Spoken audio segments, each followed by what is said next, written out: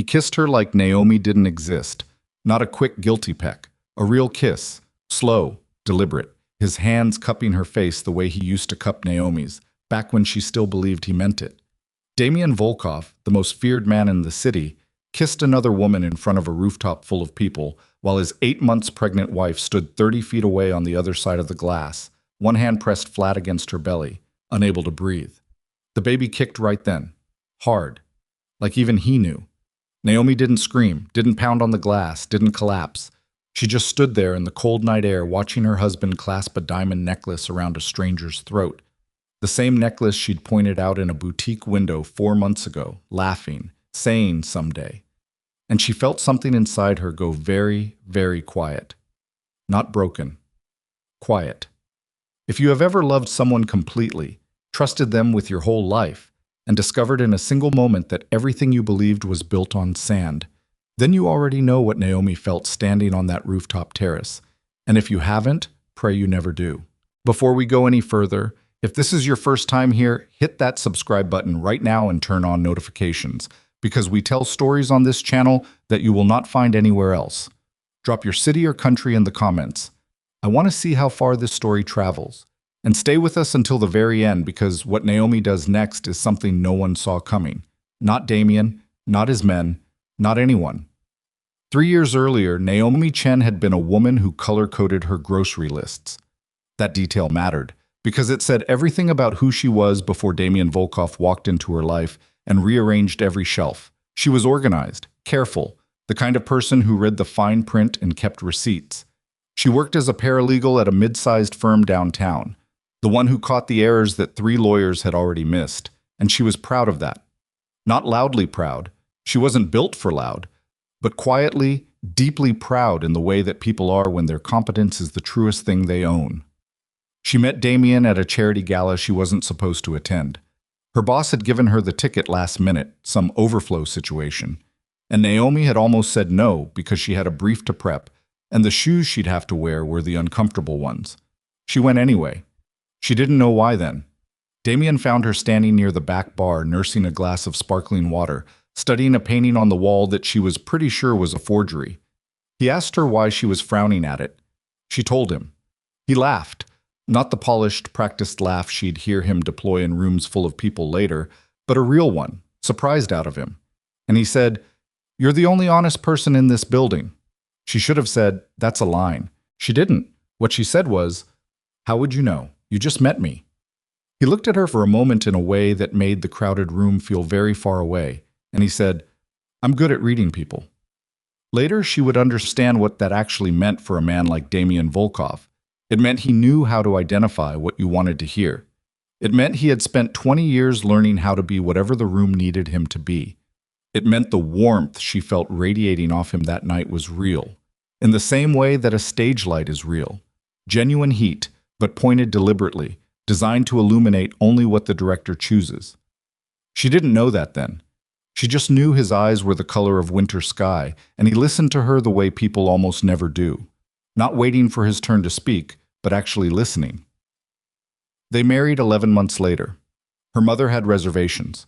Her mother was a sharp woman, Elaine Chen, who had survived things that had given her a finely calibrated instinct for danger, and she sat across from Naomi at the kitchen table 2 weeks before the wedding and said, carefully, "He has a lot of security for a real estate developer, baby." Naomi had laughed it off. "He's wealthy, Mom. Wealthy people have security." Elaine had pressed her lips together in that particular way that meant, "I am choosing not to fight you on this," and let it go. For the first year of their marriage, Naomi had no real reason to question anything.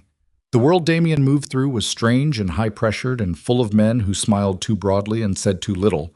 But Damien himself was present, attentive, warm in the private hours they shared. He came home for dinner most nights. He remembered small things, the anniversary of her grandmother's death, the name of her college roommate, the fact that she couldn't stand the smell of garlic cooking in butter, even though she'd eat it once it was on the plate. He noticed her. She had not before him known how much she needed to be noticed. It was in the second year that the edges began to show. Not dramatically. That was the thing no one tells you about the unraveling of a marriage. It doesn't usually announce itself. It's a series of small wrongnesses, individually dismissible, collectively devastating. A call he stepped outside to take. A weekend trip that materialized with 48 hours' notice. A password changed on his phone that he explained away before she even asked. Upgraded the security settings, babe. Company advice. Which was the kind of answer that only made her more uneasy because it was so preloaded. She told herself she was being paranoid. She had never been a paranoid person. The problem was that, having never been paranoid before, she had no reliable way to know whether what she was feeling was anxiety or instinct, and she was too proud to look like a frightened wife searching her husband's coat pockets. Then she got pregnant.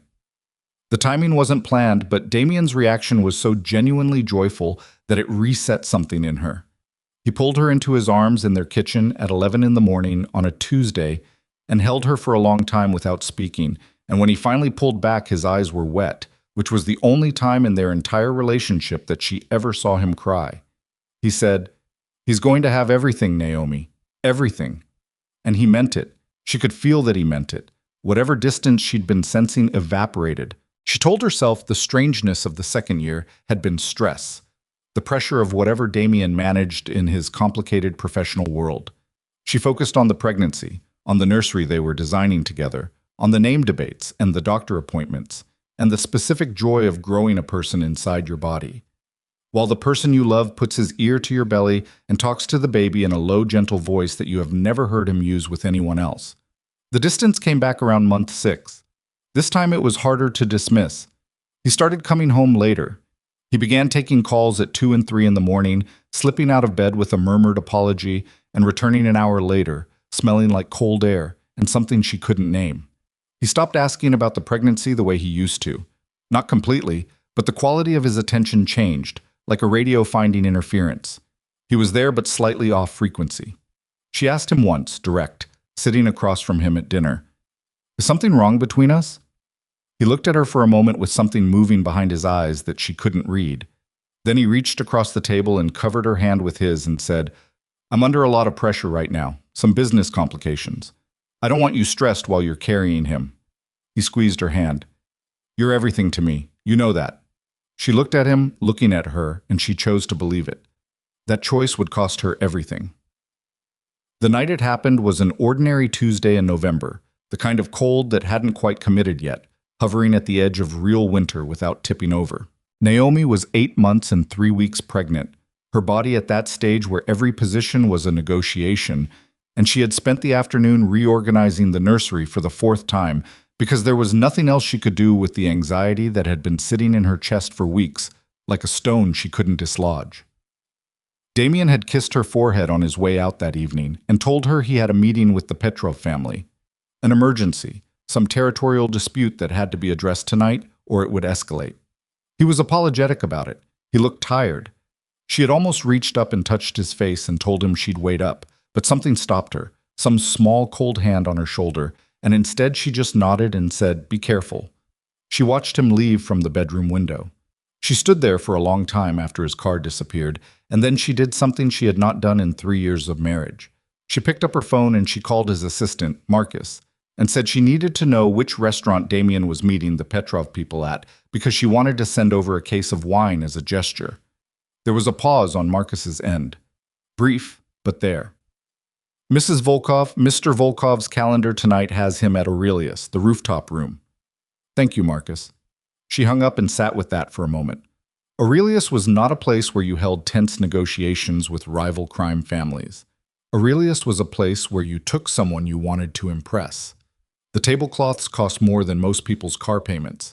The rooftop room had floor-to-ceiling glass and a view of the whole city and was designed to make whoever you brought there feel like the most important person in the world. She told herself there could be an explanation. She put on her coat. The Uber driver tried to make conversation, and she answered in monosyllables without being able to hear herself speak. She rode the 20 minutes to Aurelius feeling like she was traveling towards something she couldn't stop and couldn't avoid, a collision she'd been moving toward without knowing it. She didn't go inside. She went to the side of the building where the rooftop terrace was visible through the street-level atrium glass, the whole room laid out above her like a stage, and she looked up. She found him immediately. Damien Volkov was not a man who blended into rooms. He was standing near the far window in his dark suit, and he was laughing. The real laugh. The surprised one.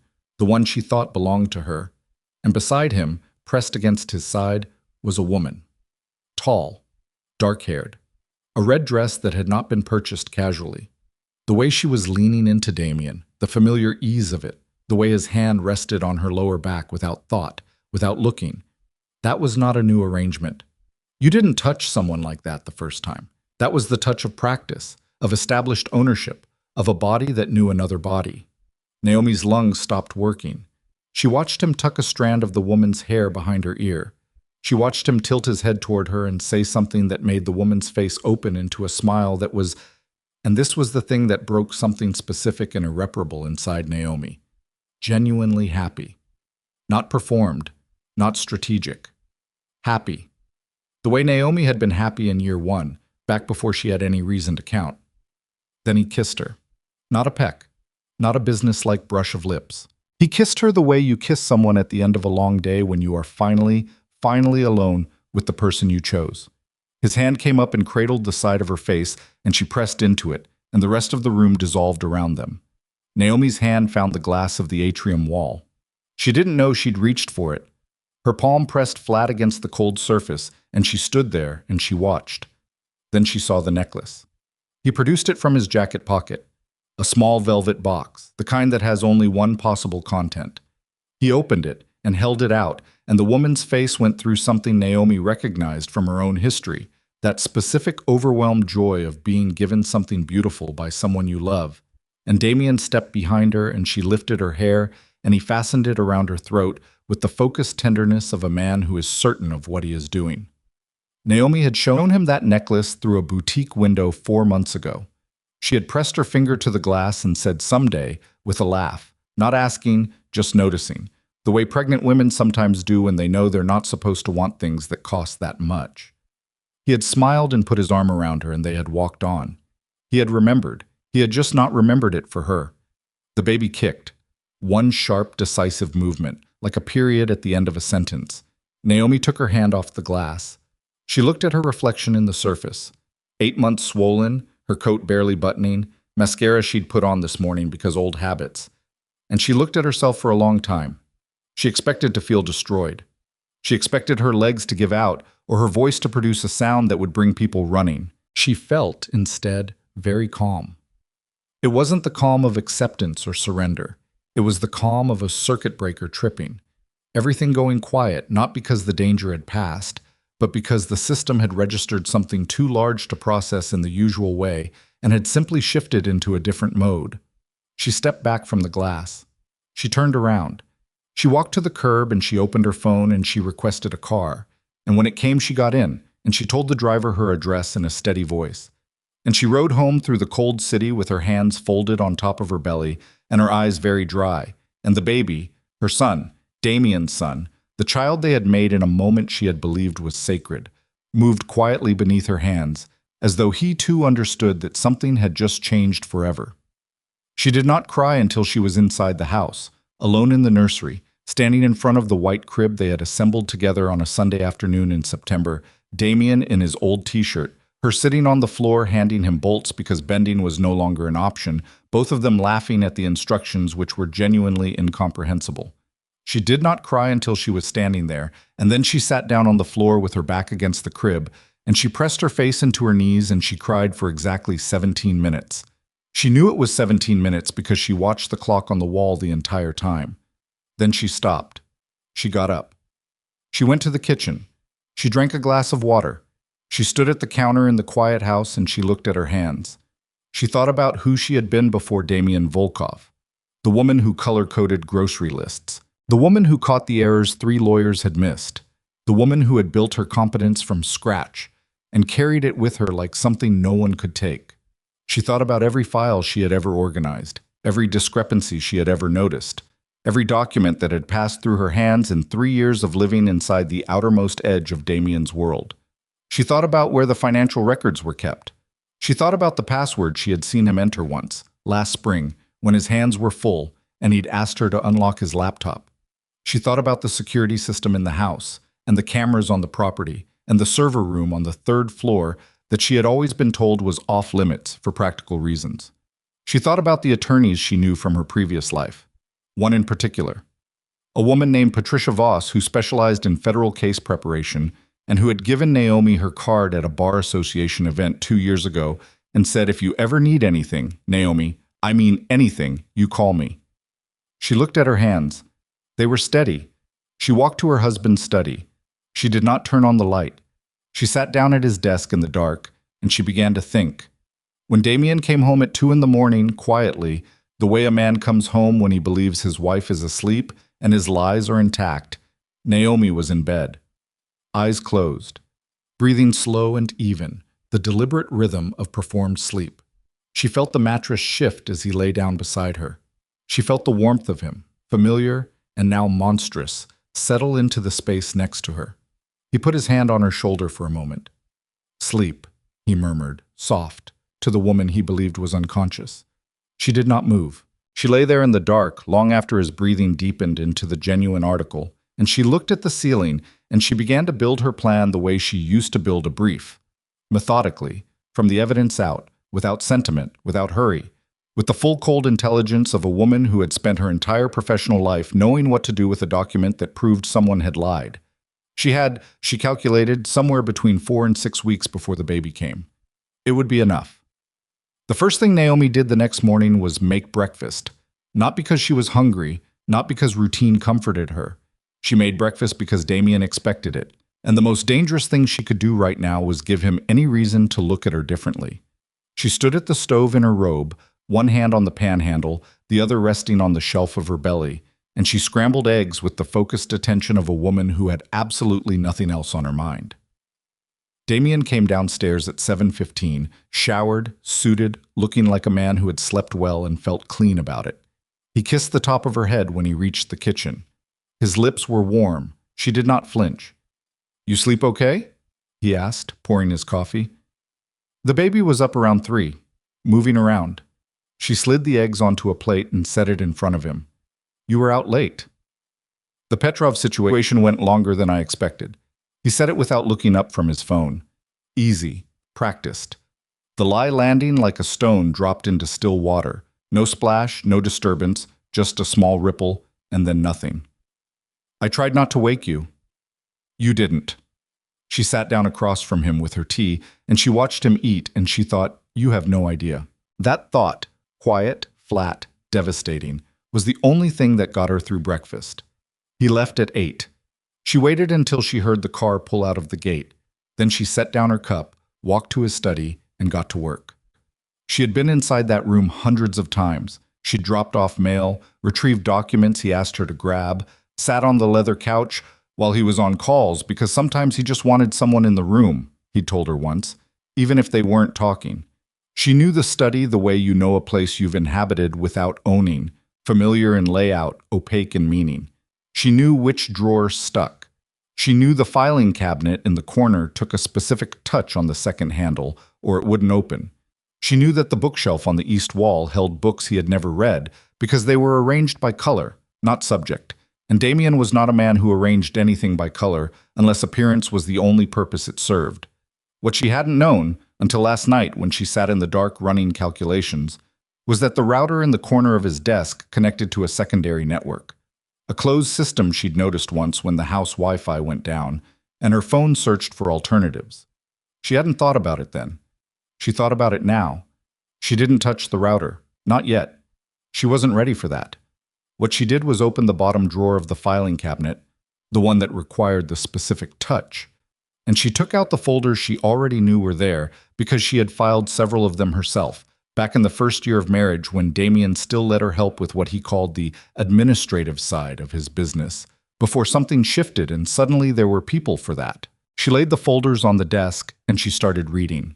Most of it was constructed to look like legitimate real estate documentation. Acquisition records, LLC registrations, development contracts with names she didn't recognize attached to projects she couldn't locate online. She had worked as a paralegal long enough to know what shell companies looked like dressed in business casual. She knew the particular grammar of a document that was designed to be technically accurate and functionally misleading. The way a sentence could be true in every specific word and still be a lie in its total meaning. She started photographing pages with her personal phone. Not his phone, not the house system, her personal phone. The one she paid for with the allowance she'd insisted on keeping in her own account because that, at least, had been a line she'd held. She photographed methodically. Every page, every signature, every account number that appeared more than once. She worked for 2 hours without stopping, returning each folder to its exact position, closing the drawer with the specific touch it needed, leaving the room exactly as she found it. When she was done, she stood in the doorway of the study and looked back at it. Nothing looked disturbed, nothing looked searched. It looked like a room where nothing had happened. She went upstairs and showered, and then she sat on the edge of the bed and found Patricia Voss's contact in her phone. She sat there a long time looking at the name. Patricia Voss had built her career on federal cases. She was the kind of attorney who made prosecutors nervous, not because she defended criminals, but because she was the one who handed them cases they couldn't bury. She operated in the specific territory between organized crime prosecution and witness protection, and she was, above everything else, discreet. Naomi didn't call. Not yet. She wasn't ready to call yet because calling meant commitment, and commitment meant the thing she was building had a direction she couldn't walk back from. She wasn't afraid of that. She just wasn't ready. She had time. She had 4 weeks, maybe 5. She would be ready. The next 10 days were the most precise performance of Naomi's life. She cooked his dinners. She asked about his work in the vague, deferential way he'd grown accustomed to. Not probing, just present. The attentive wife who knew better than to push too hard on subjects that made him go quiet. She let him put his hand on her belly when he came to bed and say things to the baby in that low voice. She did not think about what those things meant coming from the mouth of a man who was spending his afternoons with another woman. She could not afford to think about that. She put it in a compartment, and she locked the compartment, and she worked. She found the secondary server room on the 3rd floor by accident, or what she would have called accident before she understood that when you are paying close attention, coincidence becomes information. She'd been looking for an extra set of towels in the hall closet when she pushed too far back and her hand found a panel that gave slightly under pressure, and behind the panel was a door with a keypad. And the keypad, she tried the combination from the laptop, the one she'd seen him enter last spring, opened on the second attempt with a soft green light. She stood in the doorway and looked at the equipment inside. Servers, drives, a monitor in sleep mode. She did not go in. She memorized the layout, and she stepped back and she closed the panel, and she stood in the hallway breathing carefully for a moment before she went back downstairs and poured herself a glass of water and stood at the kitchen sink looking at the backyard. She thought, "This is bigger than I thought." She thought, "That is fine. I am bigger than he thought." It was on the 11th day that Damien first looked at her differently. She didn't do anything to cause it. That was what made it frightening. She had been meticulous. She had given him nothing, but he was a man who had survived 20 years in a world where your ability to read a room was the difference between breathing and not. And something in him caught the edge of something in her that she couldn't fully control. They were sitting at dinner. She'd made the pasta he liked, the one with the brown butter and the sage, and they were eating, and she was asking him about the Petrov negotiation, fabricating mild curiosity, careful not to probe too specifically. When he put his fork down and looked at her, just looked. Naomi kept her eyes on her plate for a half second before meeting his. She made her face neutral, tired slightly, the way 8 months pregnant tired looked. "You okay?" he said. "My back's been bad today." She shifted in her chair, added a small wince she didn't have to manufacture much. "He's sitting low this week, apparently." Damien watched her for another moment. The quality of that watching, the slight narrowing, the stillness, was the Damien she'd only seen in rooms with his associates.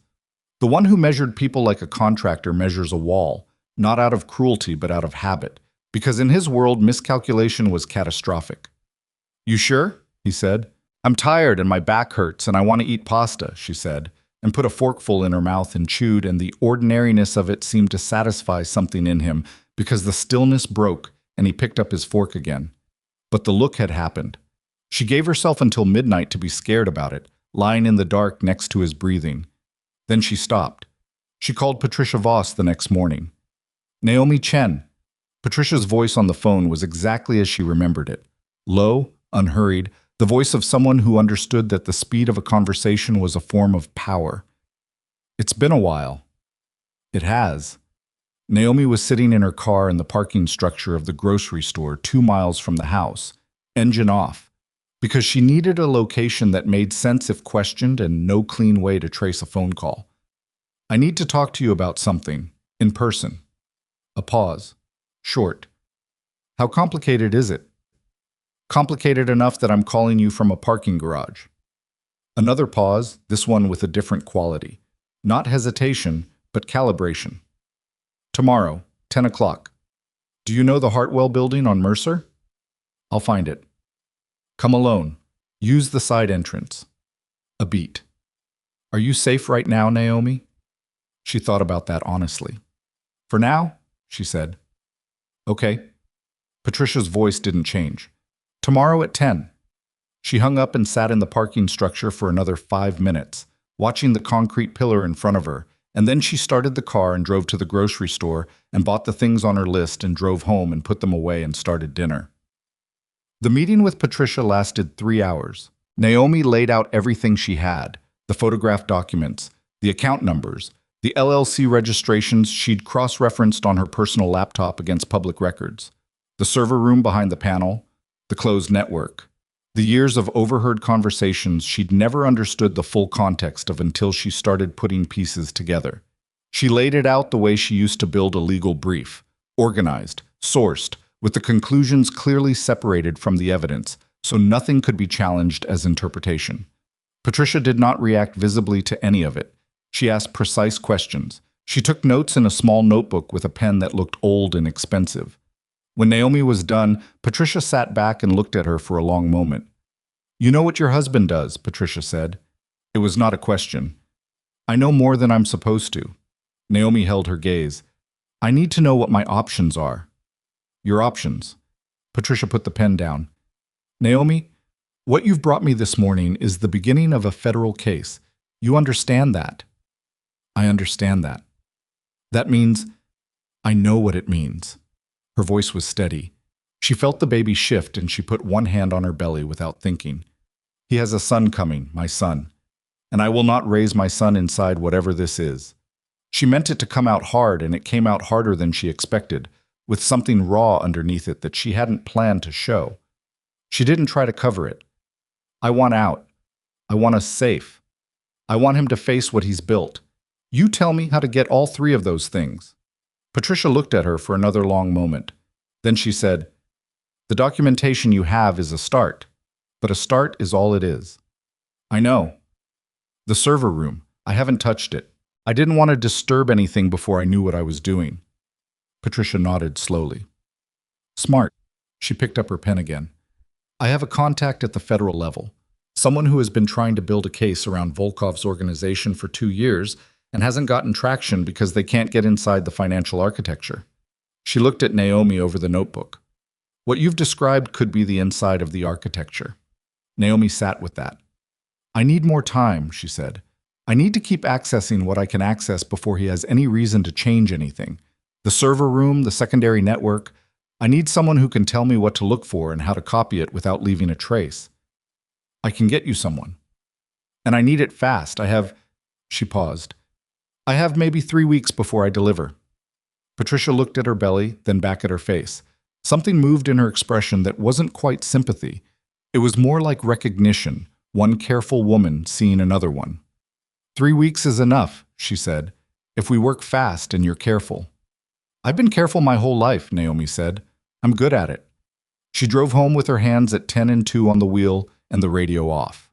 What she didn't know, what she couldn't have known, was that on that same afternoon, in the back corner of a restaurant 7 blocks from the Hartwell building, Damian Volkov was sitting across from a man named Gregor Sash, who ran the information side of a rival organization and who had made it his business to know the movements of certain federal contacts on a day-to-day basis.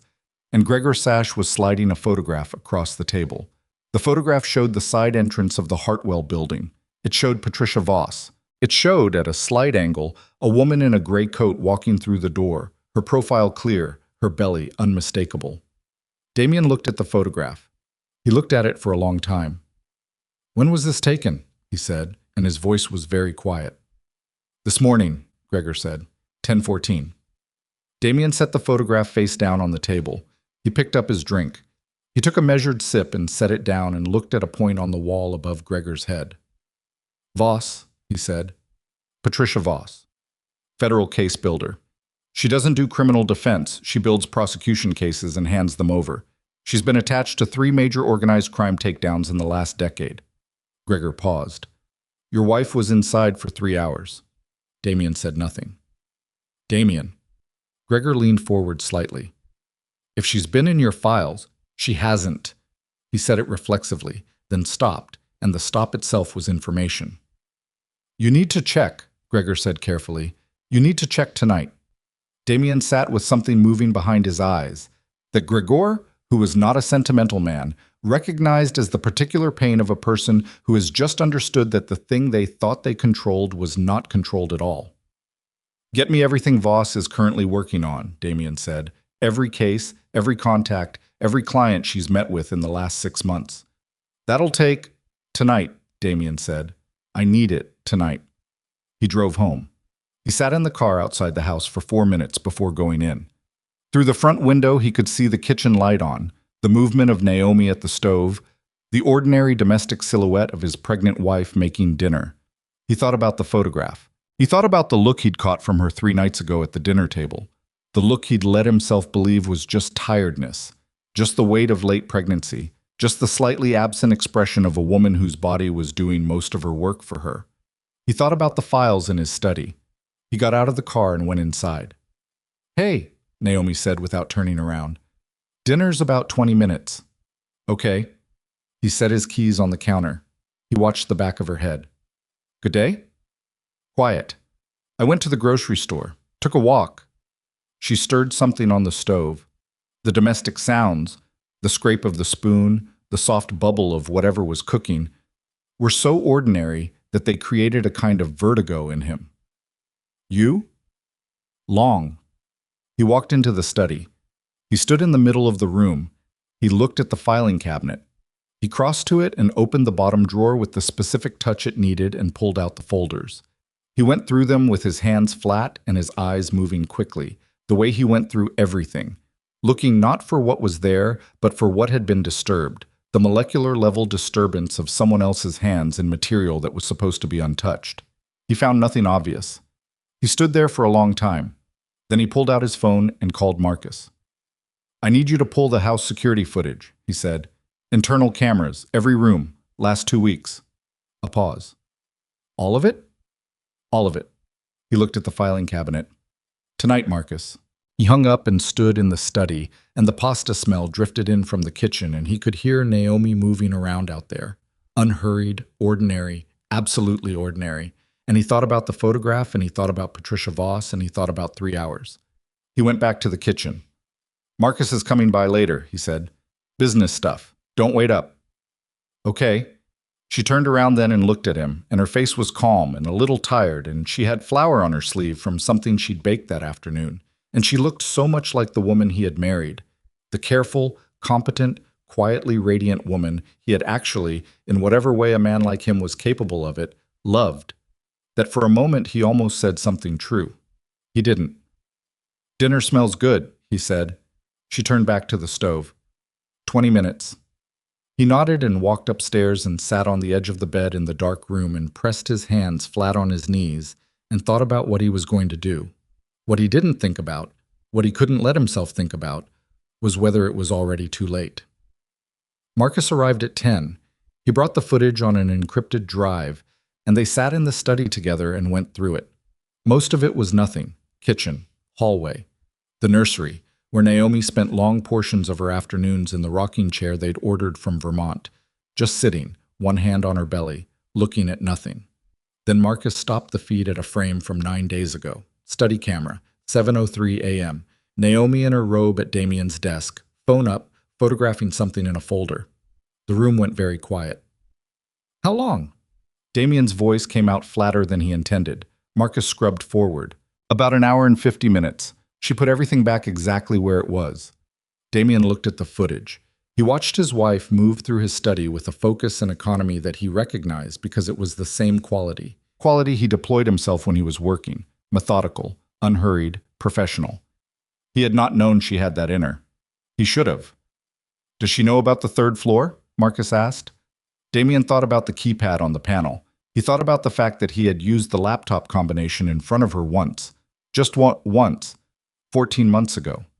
He thought about the fact that Naomi Chen had spent 6 years of her working life processing documents that lawyers missed and had a memory for detail that he had admired and then, gradually, stopped accounting for.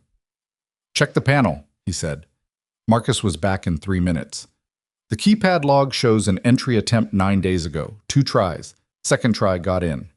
The silence in the study had a texture to it now. "She went in?" Damien said. "The door was opened. We don't have a camera inside. You didn't want one in there, you said." "I know what I said." He stood up. He walked to the window and stood with his back to Marcus, looking at the dark backyard, the pool lights throwing blue-white shapes on the grass. "She didn't take anything from in there?" "Nothing on the footage. She was in the doorway maybe 30 seconds. 30 seconds. Long enough to see the layout. Long enough to memorize it.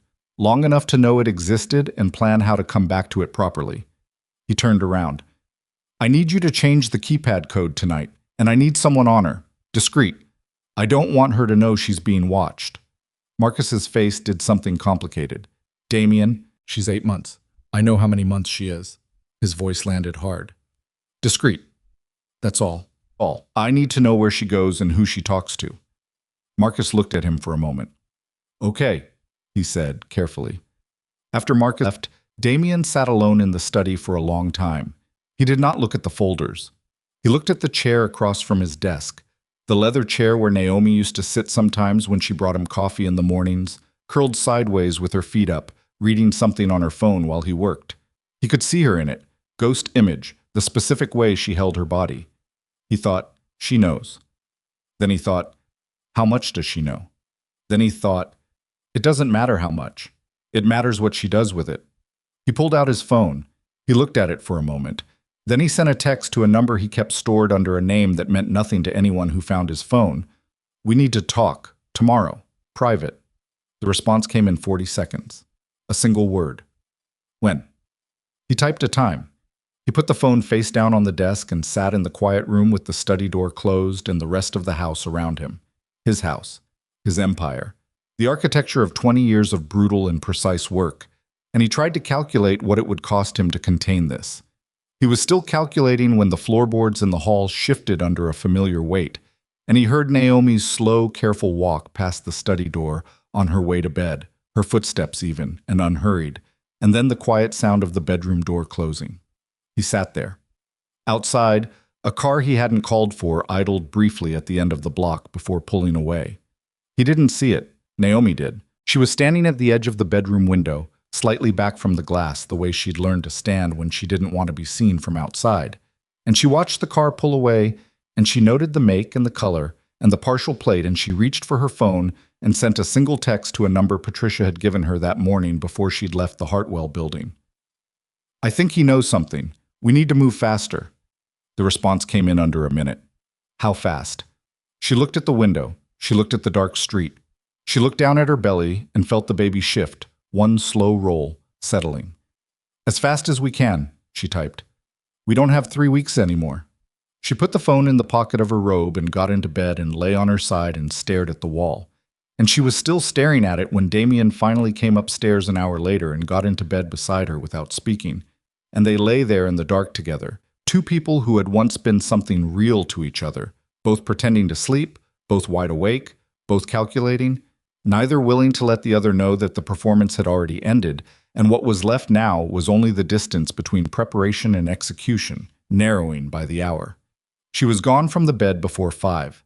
Not because she couldn't sleep. She had, finally, somewhere around 3, dropped into a dense and dreamless dark that her body demanded, regardless of what her mind was doing. She woke at 4:52 to the baby pressing hard against her ribs, and Damien's breathing beside her, steady and slow, the breathing of a man who had made his calculations and arrived at a conclusion that let him rest. That scared her more than the car outside. She moved carefully. 8 months pregnant, and trying not to wake a man who suspected her required a specific kind of stillness. The gathering of weight, the slow arc off the mattress, the pause at the moment of maximum instability where one wrong shift would creak the frame and bring everything down. She made it. She stood in the dark bedroom in her socks and she looked at him for a moment, at the shape of him under the covers, at the familiar geography of his shoulders, and she felt something that was not love and not hate, but something older and more complicated than either, the specific grief of looking at a person who used to be the answer to something and understanding they have become the problem instead. She went to the bathroom. She closed the door before turning on the light. She sat on the edge of the tub and pulled out her phone. Patricia had sent 2 messages at 2 in the morning. The first said, "My federal contact moved the timeline up. They want what's in that server room. Can you get back in?" The second said, "Also, your husband made a call at 11:45 last night to a number we've been tracking. I need you to be careful today, Naomi. I mean that." She read both messages twice. Then she typed, "I can get back in." The code changed. "I noticed the light was different when I walked past the panel last night. Give me the technical contact today, and I'll figure out the new one." She stared at what she'd written, sent it. Then she sat on the edge of the tub in the small, bright bathroom, and she pressed her forehead into her palms, and she gave herself 60 seconds to feel how frightened she was. 60 seconds. She counted them. Then she stood up, washed her face, and went to make coffee. The technical contact Patricia sent was a man named Reef, no last name offered, none asked for, who arrived at a coffee shop on Clement Street at 9:15, looking like someone who repaired appliances for a living, which Naomi suspected was at least partially intentional. He was in his early 40s, slightly built, with the particular quality of attention that she associated with people who spent a lot of time looking at things other people didn't notice. He had a paper cup in front of him that he wasn't drinking from. She sat down across from him. No preamble because he didn't offer any. "The keypad," he said. "What model?" She described it. He nodded. "Those run a 6-digit code and keep an internal log of the last 20 entries. The log isn't encrypted." He slid a small piece of paper across the table. "There's a service override sequence. Works on all models from that manufacturer. You enter it and it shows you the last code entered as the active code." She looked at the sequence, memorized it, slid the paper back. He folded it and put it in his jacket pocket. "Once you're in, you're looking for a black external drive array. Probably 4 units, rack-mounted. Each one will have a port on the face. You use this." He set a small USB device on the table, flat and matte gray, the size of a thumb. "Insert it into each port in sequence. Hold 5 seconds each. That's all. Don't open any files. Don't touch the monitor. Don't try to navigate the system. Just the ports in sequence." She picked up the USB device and put it in her coat pocket. "How long will it take?" 60 seconds per drive, roughly. 4 drives, so 4 minutes total if nothing flags. "And if something flags?" He looked at her steadily. "Then you take the device out and you leave the room and you text the number Patricia gave you." She nodded. "The device copies the file index and the encrypted headers. That's enough to show structure and ownership. Your federal contact can get a warrant for full extraction based on that. You won't have everything, but you'll have enough." He looked at her belly briefly, not intrusively, with the quick evaluative look of someone recalculating logistics. "Can you get in there today?" "He leaves at 8:30 and doesn't come back until 6 on Thursdays." She paused. "Unless something changes that." "Something's changed," Reef said. He said it flatly, no particular inflection. "Patricia told you about the call?" "She told me he made one." "To a man named Victor Sash, brother of Gregor Sash, who your husband met with yesterday." He wrapped both hands around his paper cup. "Victor handles problems of a specific kind for several organizations in this city. He has not been deployed socially." Naomi looked at him. Her hands were in her lap, and she made sure they stayed still. "You're telling me Damien hired someone," she said. "I'm telling you that Victor Sash received a call and that Victor Sash has one professional function." He looked at her. "Patricia is working on your exit logistics today. But the server room data needs to happen before that's ready, and it needs to happen today because if Victor Sash has been engaged and he moves before you do..." He stopped. He didn't finish it. He didn't need to. She sat there for a moment. "Okay," she said. She drove home. She parked in the garage and sat in the car for a moment with both hands on the wheel, and she ran through it. The service sequence, the USB device in her pocket, 4 drives, 60 seconds each, get in and get out, and don't touch anything else. She ran through it 3 times until it had the feel of something practiced. Then she went inside. The house was quiet. Thursday mornings were quiet. The housekeeper came Mondays and Fridays, and the two security staff Damien kept on the property during the day worked a rotation that left the interior of the house largely unmonitored between 10 and noon, a gap she had identified 3 weeks ago and filed away without knowing exactly why. She knew why now. She made herself eat something, toast, half a banana, because the baby needed her to eat even when eating felt like a problem she didn't have bandwidth for. She stood at the kitchen counter and chewed and looked at the window over the sink and thought about Victor Sash. She thought about her son. She put the plate in the sink and she walked upstairs. The panel in the hallway looked exactly as it always had. She pressed it, and it gave under her hand, and she faced the keypad, its small digital face, the green standby light. She entered the service override sequence the way Reef had written it, deliberate, one digit at a time, no hesitation, because hesitation sometimes registered on these systems as an error. The display flickered. A 6-digit number appeared. She entered it. The light went green, the door opened. She went in. The server room was cold, temperature controlled, a low mechanical hum. The rack of drives on the far wall exactly where she'd seen them in her 30-second survey 2 weeks ago. 4 units, black, rack-mounted, each with a port on the face exactly as Reef had described. She pulled the USB device from her pocket, and she crossed to the first drive, and she inserted it, and she counted. 1, 2, 3, 4, 5. She moved to the second. 1, 2, 3, 4. Behind her, the door opened. She did not spin around. She finished the count. 5. She moved to the third drive with her pulse hammering so hard she could feel it in her throat, and she inserted the device, and she counted. 1, 2. Naomi? Marcus's voice. She finished the count. 3, 4, 5. She moved to the fourth drive. Her hands were not shaking, and she was not sure how that was possible, but they were not. Naomi, stop. His voice was different than she'd ever heard it. Not the smooth, professional tone of Damien's assistant, not the careful deference, stripped of something, raw, underneath. 1 moment, she said. Naomi, 1 moment, Marcus. She kept her voice level. She inserted the device into the fourth port and she counted.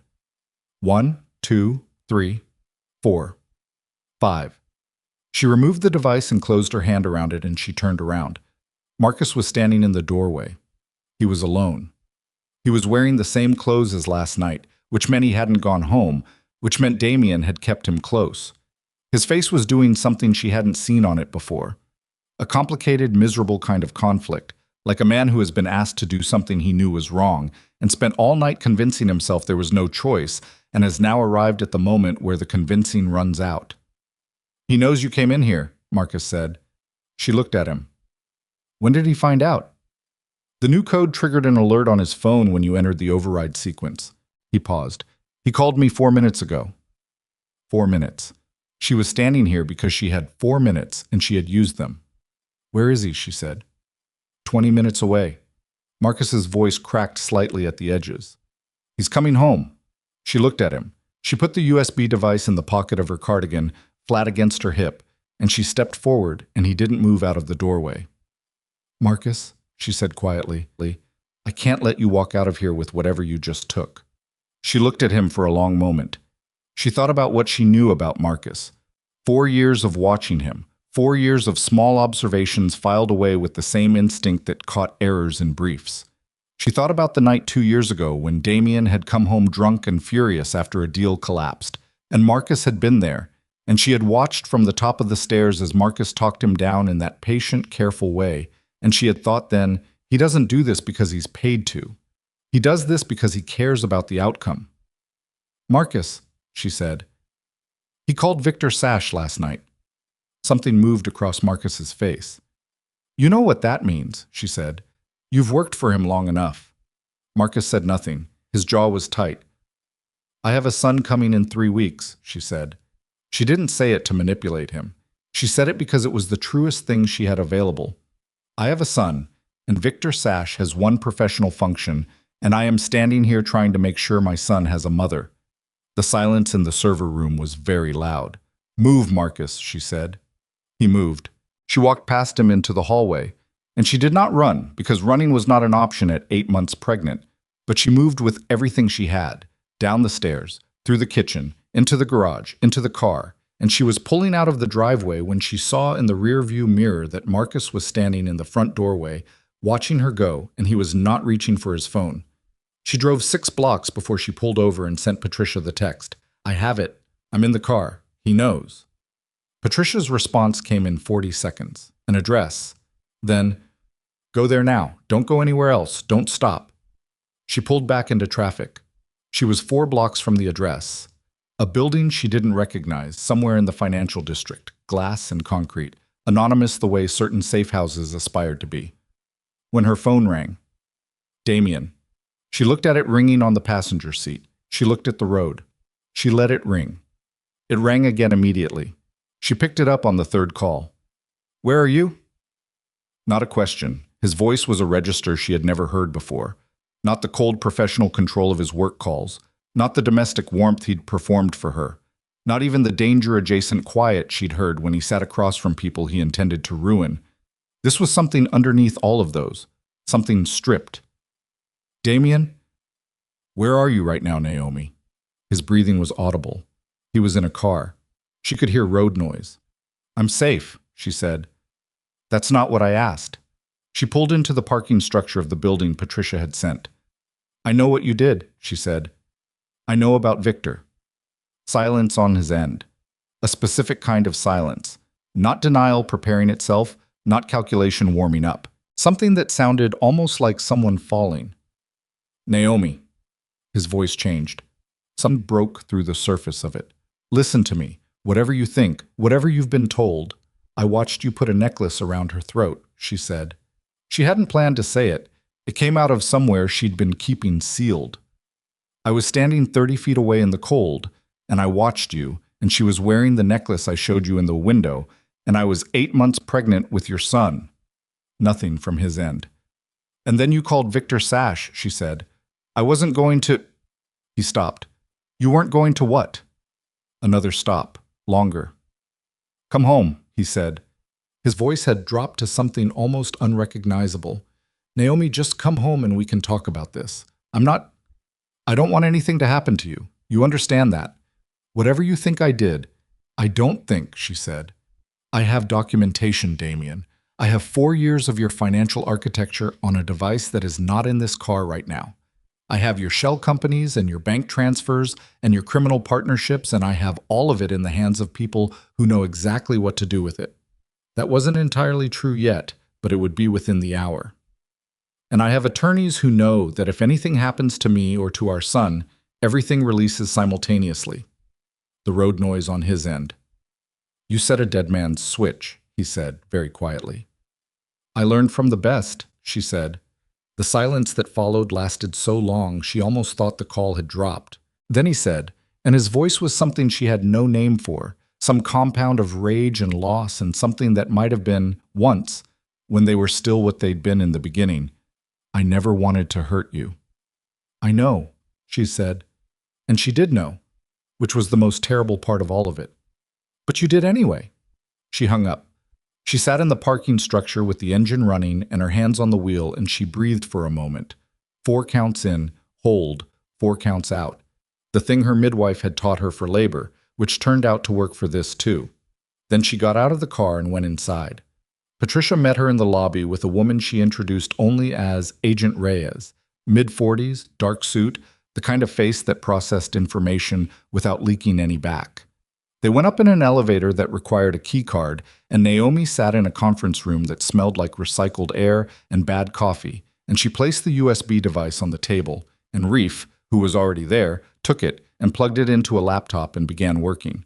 Nobody spoke for 7 minutes. Then Reef looked up and said, "It's all here." Agent Reyes leaned forward and looked at the screen. She looked for a long time. Then she sat back and looked at Naomi with the evaluating quality of someone who has just recalculated the weight of what's in front of her. "Mrs. Volkov," she said. "Chen," Naomi said. "My name is Naomi Chen." Agent Reyes looked at her for another moment. "Ms. Chen, what you've provided gives us enough to move on 4 separate warrants.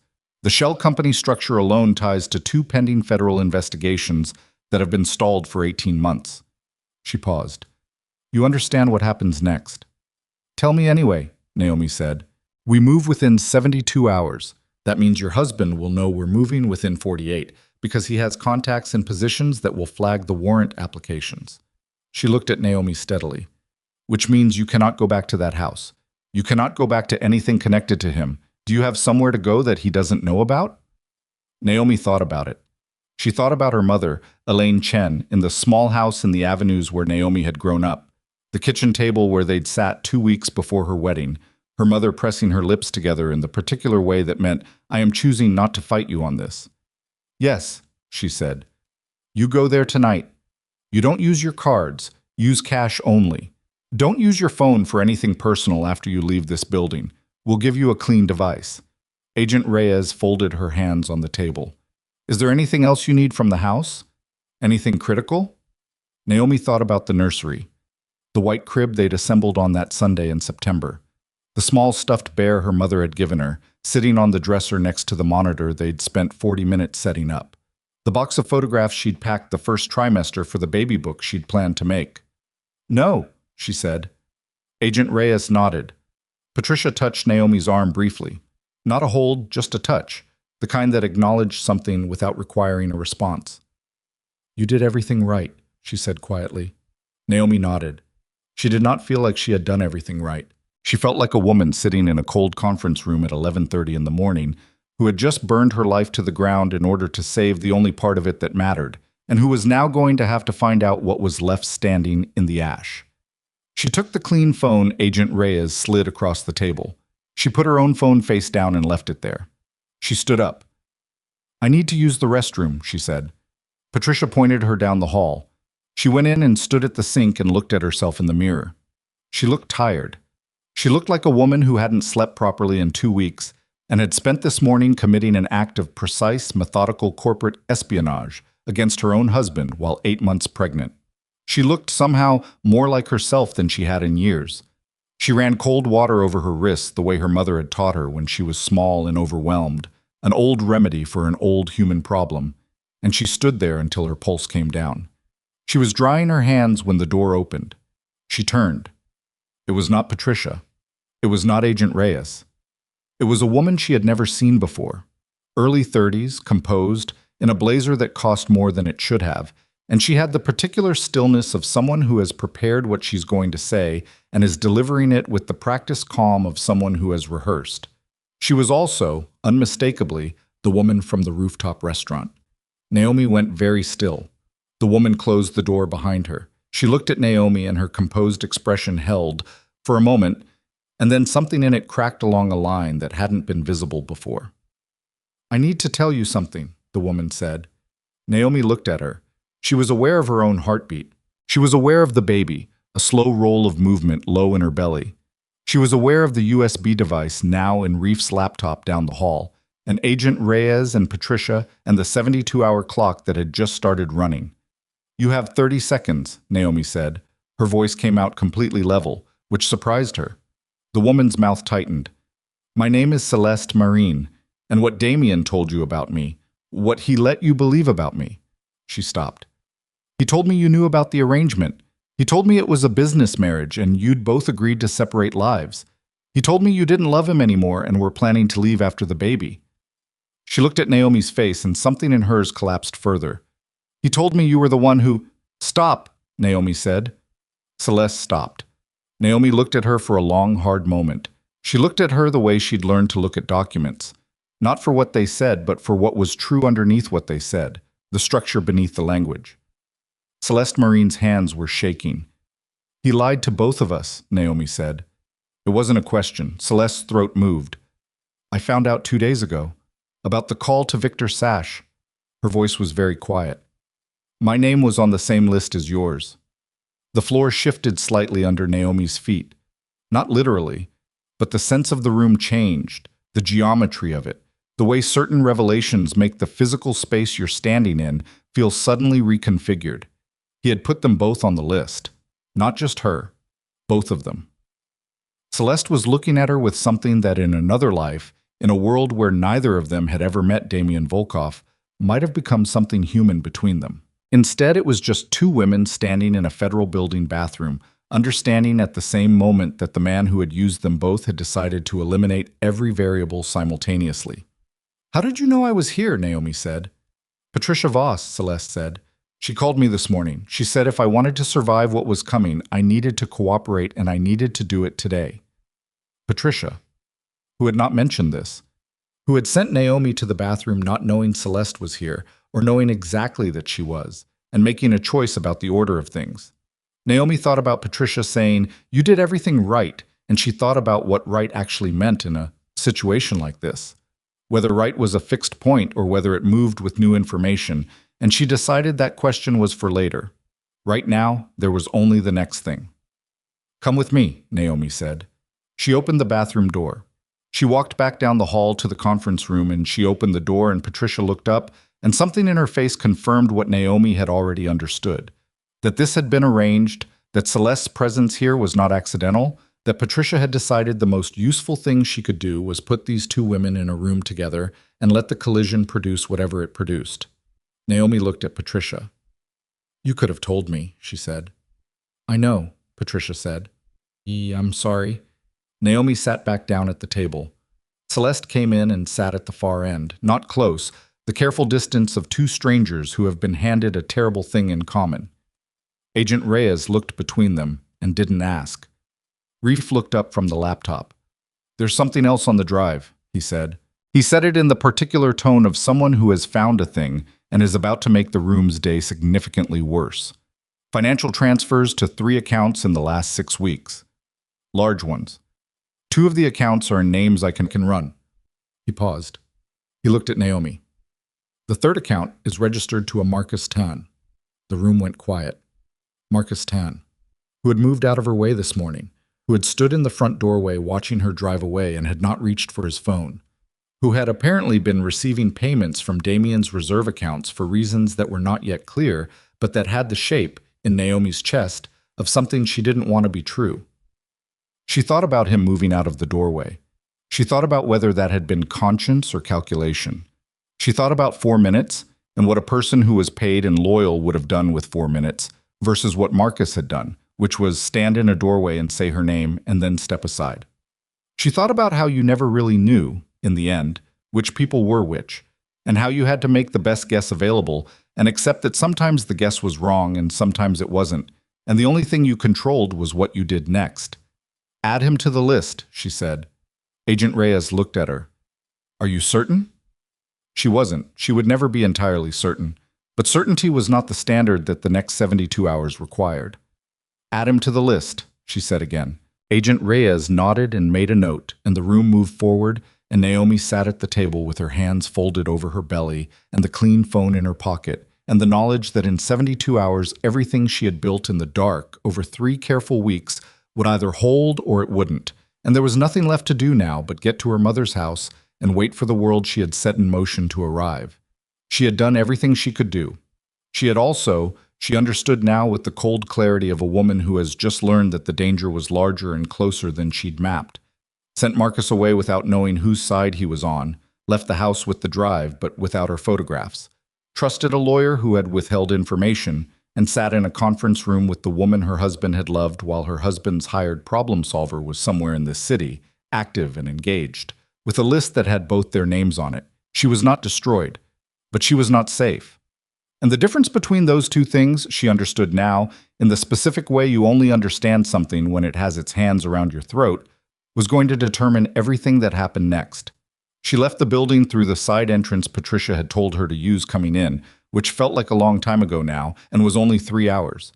The air outside was cold and flat, and she stood on the sidewalk for a moment, letting it hit her face because the conference room had been airless in the specific way of rooms where bad things get decided, and she needed a second of something real before she got in the car. Celeste came out behind her. Naomi looked at her. Celeste looked back. There was nothing to say that covered the situation, so neither of them said anything, and then Celeste turned and walked south, and Naomi watched her go and thought, she's on her own now. That thought carried no satisfaction. It carried nothing at all. She got in the car Patricia's office had arranged, not her own car, which she'd left in the parking structure, which Patricia said to leave because Damien's people would be watching it within the hour if they weren't already. A gray sedan, anonymous, driven by a man named Cal, who had the built, economical quality of someone with a law enforcement background and who had not yet said a single unnecessary word, which she appreciated. "Avenues," she said, 47th and Kirkham. He pulled out. She sat in the back seat with the clean phone in her lap, and she watched the city move past the window, and she ran the numbers in her head the way she always ran numbers. Not emotionally, just sequentially. What exists, what's needed, what's missing. Agent Reyes had 72 hours. Reef had the drive. Patricia had Celeste's cooperation, which added a witness to the affair and potentially to the financial arrangements Damien had used to maintain her. The warrant applications would move tonight. What was moving on Damien's side? Victor Sash. A man with one professional function and a contract that was apparently not exclusive to Naomi, which meant he was managing two targets simultaneously, which meant his timeline was compressed, which meant he would move fast rather than clean. She did not know where Victor Sash was. That was the problem that made everything else smaller. Her phone, the clean one, buzzed. Patricia. Victor Sash checked out of his hotel at 9 this morning. "We don't have a current location. Agent Reyes has flagged it. Get to your mother's house and stay inside." She read it twice. Then she typed, "Understood." And then, because she needed to know, Marcus. "Has anyone talked to him?" A pause. Longer than Patricia's pauses usually were. "Marcus Ton was found in the parking structure of your husband's building 40 minutes ago. He's alive. He's talking to federal agents right now." She stared at that. Alive. Which meant someone had gotten to him, and it had not gone the way it was supposed to go, or someone had gotten to him, and he'd survived it, or Damien had found out he'd let her leave and made a call. She thought about the 3 accounts on the drive.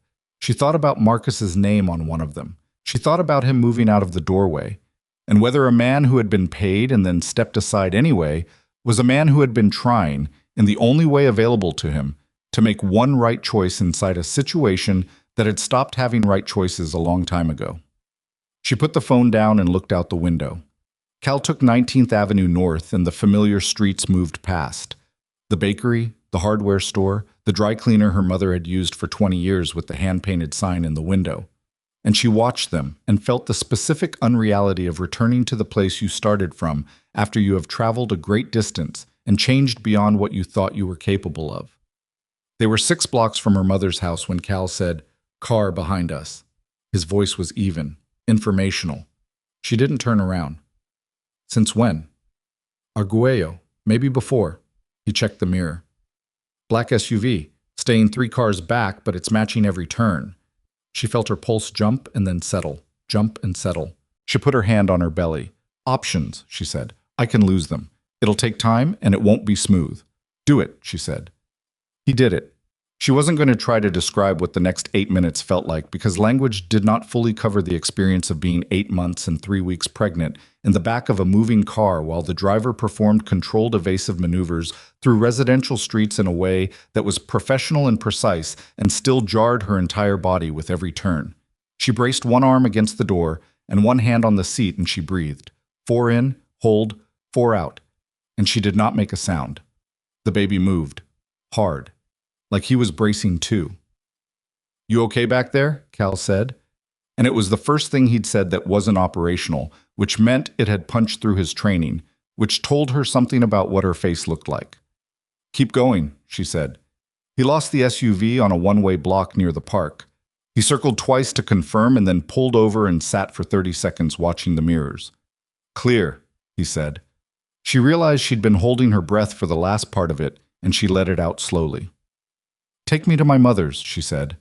Elaine Chen opened the door before Naomi reached the top step, which meant she'd been watching from the window, which meant Patricia had called ahead, which meant her mother had spent the last hour in the particular state that Elaine called composure, and that the rest of the world would have called controlled terror.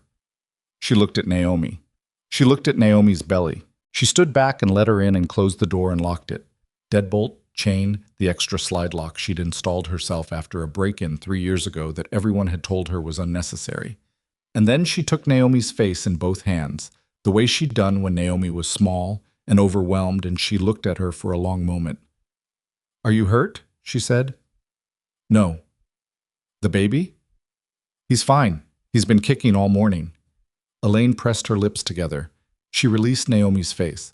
Come sit down. They sat at the kitchen table. Elaine put tea in front of her without asking and sat across from her with her own cup and did not immediately say, I told you so, which was an act of love so large that Naomi felt it in her chest like a physical thing. How long do we have? Elaine said. 72 hours before the federal warrants move. Maybe less. She wrapped her hands around the tea. They've lost track of Victor's sash. Her mother's face didn't change. Her mother had survived things that had calibrated her response to danger below what most people were capable of. And she looked at Naomi and said, Then we stay inside and we keep the lights low, and we don't open the door for anything we didn't arrange. Mom, I have Rosario's nephew's number, Elaine said. He's a retired officer and he lives 4 blocks away, and he does not owe Damian Volkov anything. I'll call him. Naomi looked at her mother. 62 years old, 5'3", hands wrapped around a teacup, and the absolute calm of a woman who had already decided that nothing was going to come through her front door tonight, and meant it with her whole body. Okay, Naomi said. Good. Elaine stood up. Are you hungry? You look like you haven't eaten since this morning. I had half a banana. Her mother looked at her with an expression that in any other circumstance would have been comedy. Half a banana, she said. You're almost 9 months pregnant and you've been… She stopped herself. I'm making soup. She made soup. And in the specific way that soup at your mother's kitchen table operates on the human nervous system, Naomi felt something that had been locked in her chest since 4:52 that morning begin, very slowly, to loosen. She sat there and she ate and she let herself be in the room for a moment without calculating anything. It lasted 11 minutes. Then the clean phone buzzed. Agent Reyes. Not a text. A call. Ms. Chen. Her voice was the same controlled register as the conference room, but something in it was moving faster underneath. I need to update you on a development. Naomi put the spoon down. Her mother looked up from the stove. Tell me, Naomi said. Your husband's legal team filed an emergency injunction 40 minutes ago. They're claiming the financial documents obtained from the property were taken without proper authorization under circumstances that violate… A pause. It's a delay tactic. It won't hold, but it could push our warrant timeline by 24 hours. 24 hours. She did the calculation instantly. If the warrants were delayed 24 hours and Victor Sash's current location was unknown… There's more, Agent Reyes said. Naomi waited. We received information through Marcus Tan about the meeting your husband has scheduled for tomorrow night. It's a summit, 4 family heads plus Volkov, a prearranged negotiation that was set up 6 weeks ago for territorial agreements. It's being held at the Meridian Club on Brannan. Agent Reyes paused. If we can move before that meeting concludes, if we can have you present at that location with the drive documentation and Celeste Marine's testimony, we can execute the arrests in a single operation rather than a sequential rollout that gives his network time to respond. Naomi was quiet. You want me to walk into a room full of crime family heads, she said, with federal agents positioned at every exit and full surveillance in place before you arrive. Agent Reyes's voice was careful, precise. You would not be in danger. You would be the final element. The one piece that makes the case undeniable in front of witnesses who cannot claim they weren't present. Naomi looked at this kitchen table. She looked at her mother's back at the stove. She looked at her hands, which were folded in her lap over the highest point of her belly. This child, this specific irreplaceable person who had been with her through all of it. The rooftop restaurant, the server room, the conference room, the back seat of a car making turns that jarred every bone in her body, who had kicked and rolled and been relentlessly, stubbornly alive through every moment of the last 3 weeks. She thought about what she was being asked. She thought about what it would mean to say no. If she said no, the warrants would move on the delayed timeline. Damian's network would have 24 additional hours to respond. Files would disappear. People would vanish. The architecture she had spent 3 weeks carefully documenting would begin to dissolve the way these things always dissolved when powerful men had enough warning. Not completely, not perfectly, but enough that the case would be harder, the charges lesser, the outcome less than what 3 weeks of her life and her son's safety had been risked to achieve. She thought about standing outside that rooftop restaurant with her hand on the glass. She thought about the wedding ring she would leave on a nightstand. She thought about a note she had not yet written. I'll be there, she said. Her mother turned around from the stove. Naomi met her eyes and held them. Elaine Chen looked at her daughter for a long moment. She looked at the phone in her daughter's hand and the shape of her daughter's belly and the expression on her daughter's face, which was the expression she had seen exactly once before, when Naomi was 19 and had decided to testify in a case that had put her in a difficult position, and everyone around her had told her it was too much to ask, and she had said, "I'll be there," in exactly that voice. She turned back to the stove. "Finish your soup first," she said. The Meridian Club occupied the top 2 floors of a building on Brannan that had been, in a previous century, a shipping company's headquarters. The bones of that origin remained: the heavy doors, the brutalist stonework, the sense of a place that had been built by people who understood that power required architecture. It was the kind of venue that required membership that was not publicly available, and dinner reservations that were made through channels rather than apps.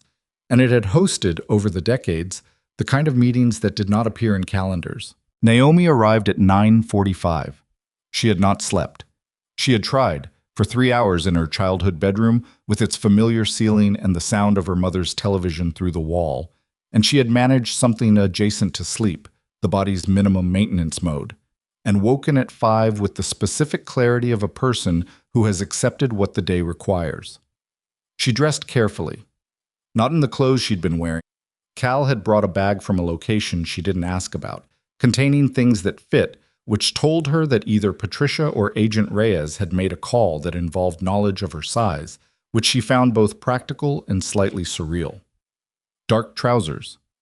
A blouse that buttoned. Her own shoes, flat, because she was 9 months pregnant, and there were limits to what dignity required of footwear. She stood in front of the mirror in her mother's bathroom and looked at herself. 8 months and 3 weeks.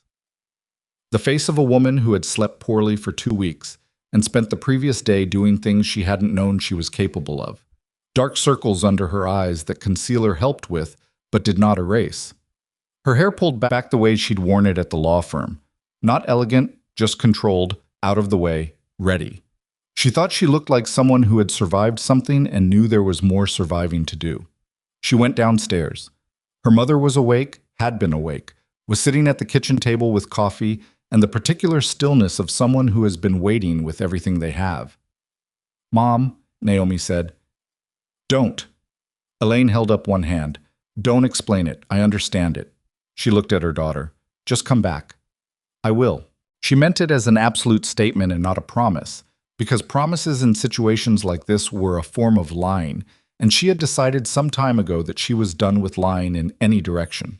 She hugged her mother. Elaine held her tight, tighter than usual, accounting for the belly, adjusting, the way her mother always adjusted, and then she released her and did not watch her go to the door, which was its own kind of mercy. Cal was outside. He looked at her and nodded once and opened the car door. They drove. The federal operation surrounding the Meridian Club was, from the outside, invisible. That was the point. Agent Reyes had walked her through it that afternoon on a call that lasted 40 minutes. The positions, the timing, the signal, the sequence of events. Naomi had listened and asked precise questions and committed the answers to memory the way she used to commit precedent to memory before an important filing. There were 12 agents in position, 2 inside the venue in service roles that had been arranged through management who were, Reyes had said, cooperative and extremely unhappy about what they had learned was happening on their premises. The exits were covered. The room where the meeting was happening, the private dining room on the building's upper floor, was wired for sound and image through equipment that had been installed during the venue's afternoon prep. All Naomi had to do was walk in. That was what Agent Reyes had said. All you have to do is walk in. The rest is already in place. She had not said that part was easy. She'd had the sense not to say that. Cal stopped the car a block away at 9:43. He turned around and looked at her. "You sure about this?" he said. Still not a question exactly. More like he was giving her the space to reconsider without offering an opinion on whether she should.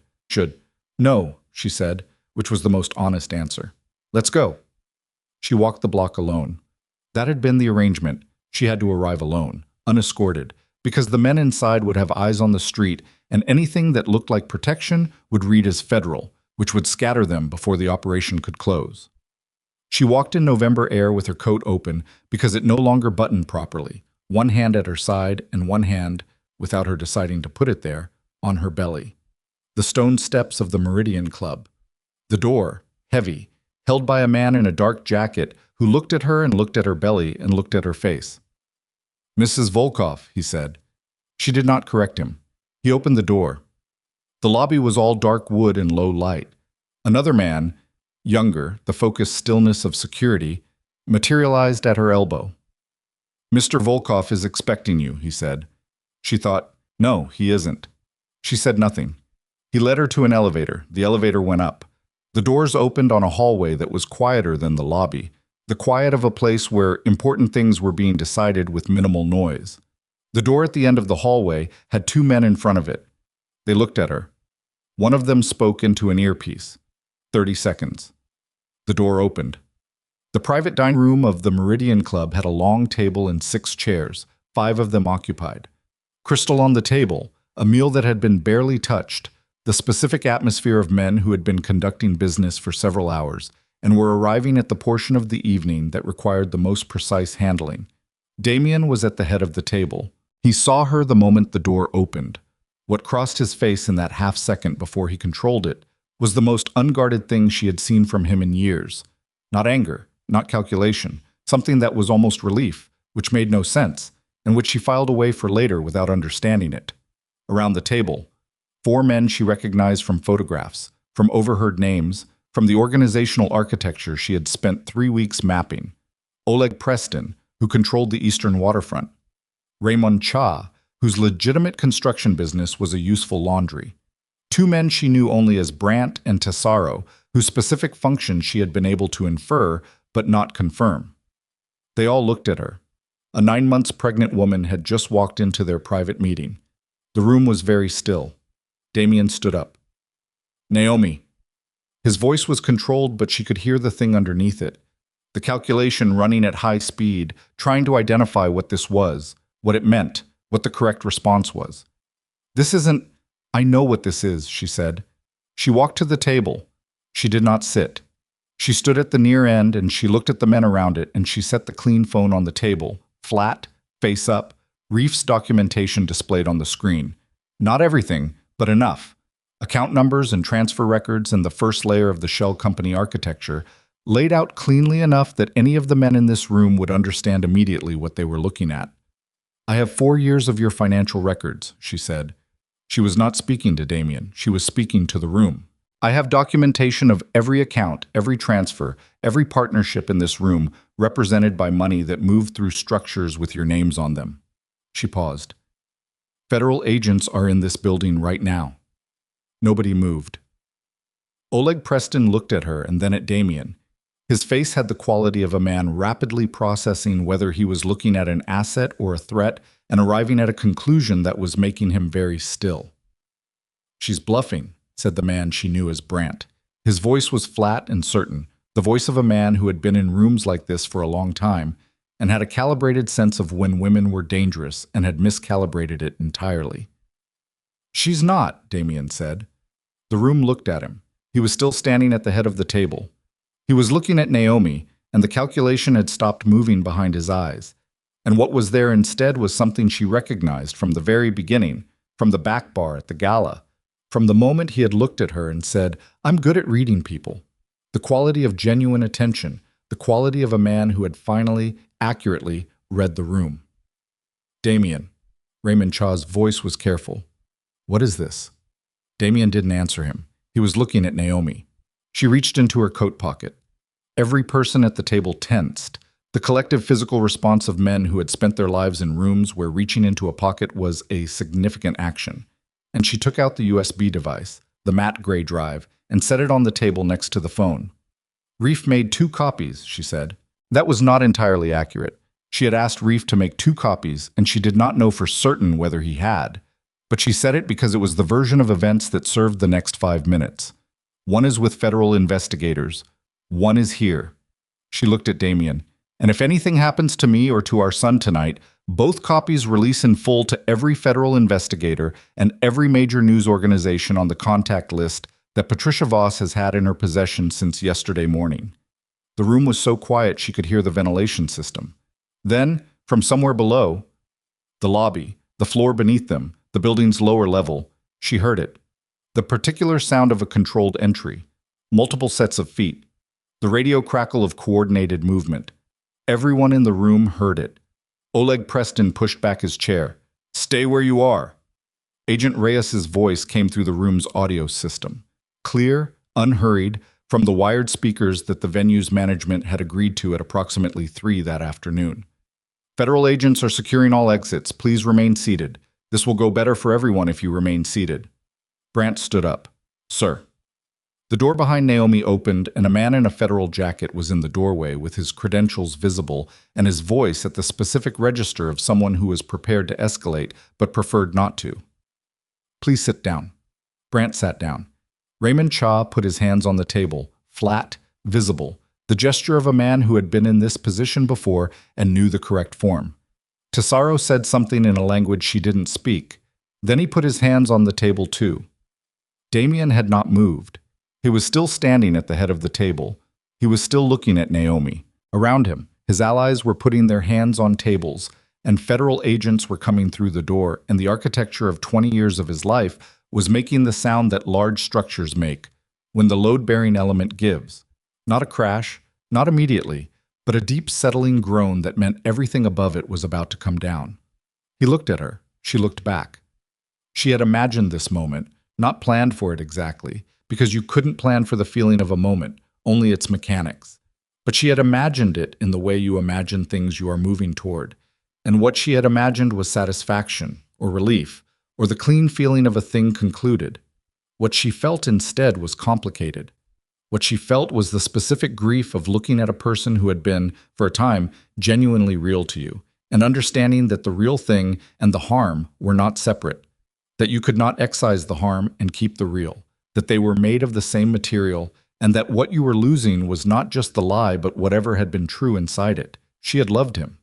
In the beginning. That was the part that didn't go clean. An agent moved to Damien's side. "Mr. Volkov, I need you to step away from the table." Damien didn't look at the agent. He kept his eyes on Naomi. "The baby," he said. His voice was very low, just to her. "Is he okay?" She held his gaze for one long moment. Then she put her hand on her belly, just briefly, the way she'd done 100 times without thinking, and she felt the baby move, one slow, deliberate roll, like punctuation. And she looked at Damien Volkov, the most feared man in the city, standing between 2 federal agents with his empire collapsing around him and his eyes asking the only question he apparently had left. And she said, "He's fine." And then the agents moved him back from the table and the room filled with controlled, efficient federal presence. And Naomi stood at the near end of the table with her hand still on her belly and the USB drive still on the table in front of her, and the sound of the building being secured coming up through the floor from everywhere below. And she stood in all of it, and she did not sit down, and she did not look away, and she did not make it smaller than it was. She was still standing there when Agent Reyes came through the door, looked at her and said, "It's done." Naomi looked at the table, at the crystal and the untouched food and the empty chairs where men who had run things had just been sitting, at the phone with the documentation on its screen, at the drive. She picked up the drive. She put it in her coat pocket. She looked at Agent Reyes and she said, "I need to call my mother." And then, just then, at the precise moment when the last of the tension released its grip on her body, the first contraction hit. Not the practice ones, the Braxton Hicks she'd been feeling for weeks. The ones that tightened and faded. This was different in a way that was immediately and completely unmistakable. A deep, gathering, purposeful pain that started at her lower back and moved around and did not fade, just peaked and held and then slowly, slowly released. She gripped the back of a chair. Agent Reyes was in front of her in 2 steps. "Ms. Chen." "I'm fine," Naomi said, and her voice came out rough and strange because the contraction was still moving through her. "I'm fine, I just need—" She breathed. 4 in. Hold. "I need a car." "We need to get you to a hospital," Reyes said. "I know." She let go of the chair. She stood up straight. She looked at the door. "Call my mother first. Tell her to meet me there." She picked up the phone from the table and held it out to Reyes. "Tell her—" Another contraction building already, faster than she expected. But she was not going to catalog fear right now. She was going to put one foot in front of the other and get to the door. "Tell her it's time." She walked to the door. Behind her, the federal operation continued its methodical, irreversible work. The arrests, the documentation, the first dominoes of an empire falling in sequence, each one striking the next, the whole structure coming down with the patient inevitability of something that had always been going to end this way, had been ending this way from the moment a woman stood outside a rooftop restaurant with her hand on the glass and decided, quietly and completely, that she was done. Naomi walked through the door. She walked down the hallway. She pressed the elevator button and stood waiting for it, her hand on the wall for balance. Another contraction, cresting and breaking, and she breathed through it with her eyes closed and her jaw set, and everything she was focused on the single, absolute, non-negotiable task in front of her now, which was to get to the hospital and bring her son into the world and begin, from that moment forward, the life she was going to build for both of them in the space where the old one used to be. The elevator opened. She got in. The doors closed. She rode down alone, one hand on the wall, one hand on her belly, her son moving against her palm with the steady, insistent rhythm of someone who had decided that whatever was happening out there, he was ready, he had been patient long enough, and it was time. The elevator doors opened onto the lobby, and Cal was already there. She didn't know how he knew, whether Reyes had radioed down or whether he had simply been watching the board and understood that the operation concluding meant she would be coming down. But he was there, 3 steps from the elevator, and when he saw her face, he moved without asking questions, one hand not quite touching her elbow, guiding without gripping, the correct instinct of someone who understood that she did not want to be held up but might need to be steadied. "Car's out front," he said. "Hospital," she said. "St. Mary's." "I know." Another contraction. She stopped walking and put her hand on the wall of the lobby and breathed through it, 4 in, the hold, 4 out. And Cal stopped with her and did not say anything and did not look at her with the particular panic that men sometimes produced in these moments, which she was grateful for. He just waited. It passed. They walked out through the heavy doors and into the cold, and the night air hit her like a clean hand, and she stood on the stone steps for 1 second and looked at the street. The dark cars, the November cold, a world that was exactly what it had been 2 hours ago and was also completely different. And then she got in the car. Cal drove fast and smooth, the way he'd driven when he was losing the SUV, but without the turns this time, just speed and purpose and every green light he could find. She sat in the back with her eyes closed between contractions and her hand on her belly, and she thought, with the specific clarity of a mind stripped of everything non-essential by pain and exhaustion and the aftermath of adrenaline, "It's done, it's done, it's done." She said it to herself 3 times like a fact she needed to fix in place.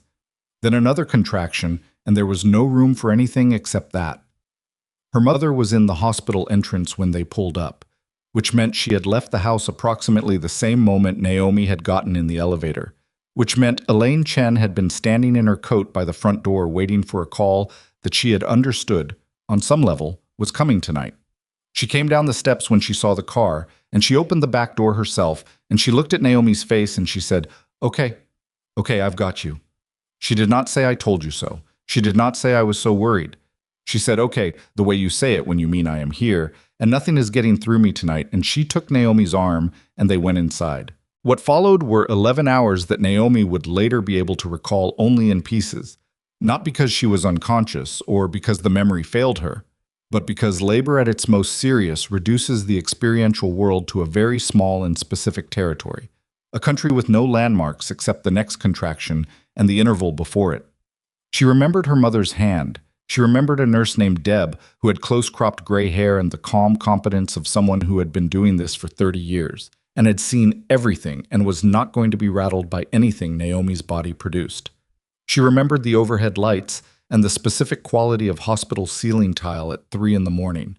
She remembered at one point saying, to no one in particular, "I'm so tired," and meaning it in a way that went deeper than the physical, tired in the bones of her, tired from the rooftop restaurant to this room, tired from 3 weeks of being careful and frightened and precise. And Deb saying, matter-of-factly, "You can rest after. Keep working." She kept working. Elias Damien Chen was born at 6:14 in the morning. She had decided on the name the night before, in the car, between contractions.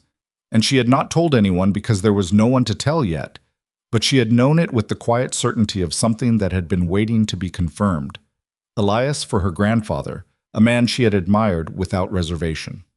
Chen because that was her name, the name she'd carried before Volkov and would carry after. The middle name she gave him, not as a gift to his father, but as an acknowledgement of the fact that he existed, that he was real, that the man who had betrayed everything had also, in the middle of it, made this specific person, and that person deserved to know where he came from, even if the story was complicated.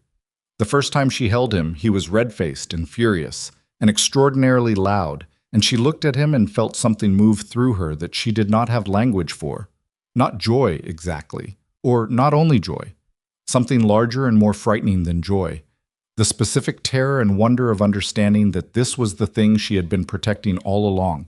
And here he was, outside her body, with his own face and his own lungs and no idea what the last 3 weeks had cost. She put her face against his head. Her mother was there, in the chair beside the bed. And when Naomi looked up, Elaine was crying, silently, in the particular way she cried. Just the tears, no sound, the way a woman cries when she has trained herself over decades not to make her grief audible to the people she is protecting. "Mom," Naomi said. "He's perfect," Elaine said. Her voice was steady even with the tears. "He looks like your grandfather." He did.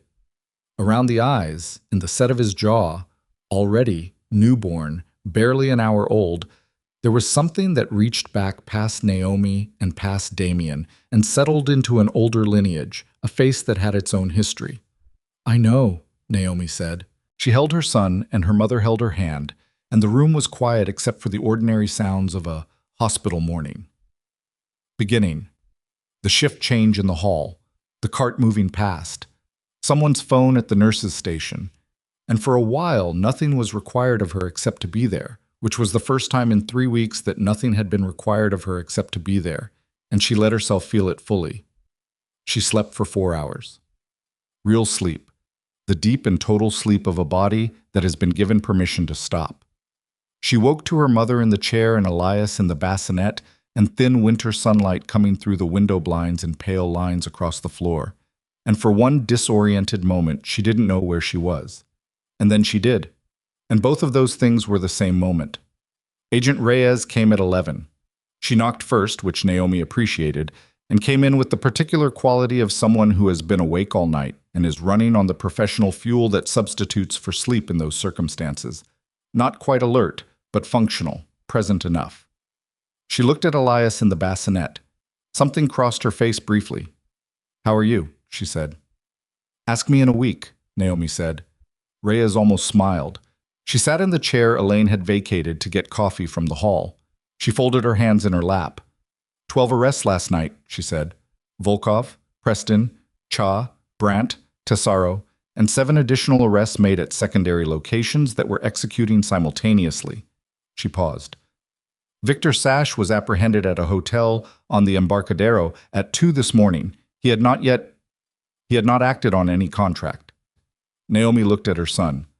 Marcus Tan is cooperating fully, Reyes continued. He's been providing organizational information since last night. The payments to his account were, according to him, made without his consent, coerced through threats to his family. That's for the investigation to determine, but his information has been, she chose the word carefully, substantial. Naomi thought about the doorway, the green light from the keypad going to standby behind her, Marcus's face. What about Celeste Marine, she said. Ms. Marine provided a full testimony yesterday afternoon. She has her own attorney now. Reyes paused again. She was also unaware of the full scope of your husband's activities. She believed she was involved with a wealthy businessman. The relationship was constructed around significant deception on his part toward her as well. Naomi looked at the window, the pale lines of light on the floor. I know, she said. Reyes looked at her. You don't seem surprised. I'm not. She shifted against the pillow. Damien was very good at giving people the version of himself that kept them from asking the wrong questions. She paused. He did it to me for 3 years. It makes sense he did it to her too. Reyes was quiet for a moment. The injunction his legal team filed has been dismissed. The documentation you obtained from the server room, given the circumstances, your own safety, the Victor Sash threat, the timeline, has been admitted under emergency provisions. It's not without legal complexity, but the federal prosecutor is confident. She looked at her hands.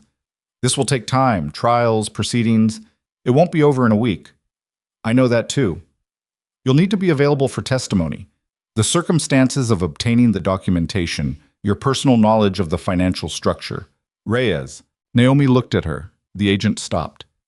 I know, Naomi said. I'll be there for every piece of it. I'm not going anywhere. She looked at her son. We're not going anywhere.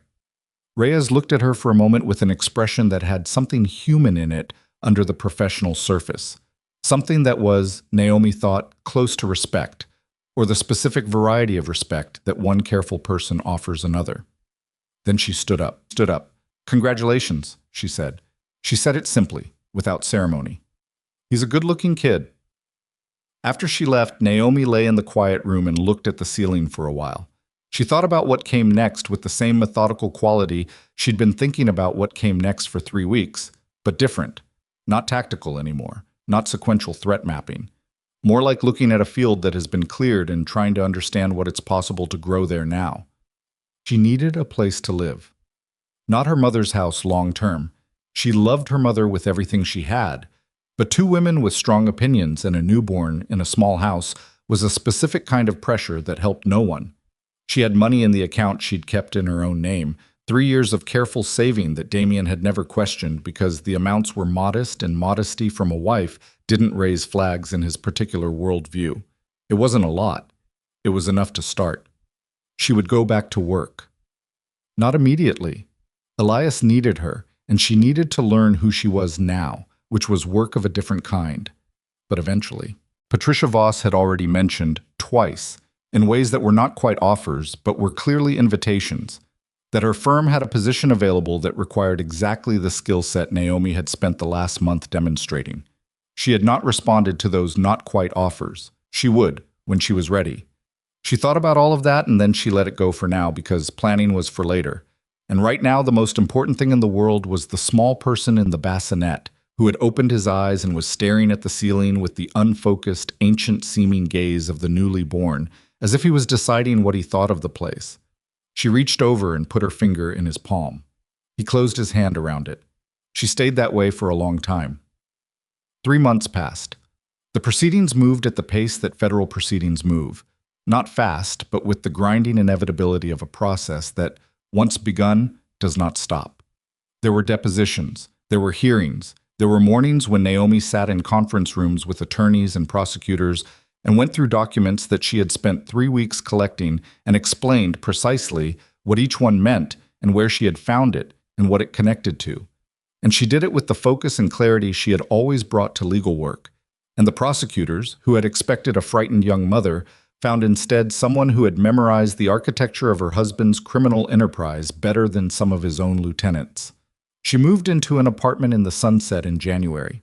2nd floor, 2 bedrooms, a window in the kitchen that faced a small backyard that belonged to the downstairs neighbor. An elderly man named Gerald, who grew tomatoes in the summer and who, when she introduced herself, said, "Nice to meet you, I mind my business," and meant it as a gift, which she received as one. Her mother came for dinner twice a week. She brought food, always more than necessary, always exactly what Naomi wanted without being asked. And she sat at the small kitchen table and held Elias while Naomi ate with both hands free, which was a luxury that revealed itself as such only after you had spent several weeks eating with one hand because the other was occupied by a person who needed to be held. Elias was, by every objective measure, a good baby. He slept in stretches that lengthened as the weeks passed. He ate with focus and commitment.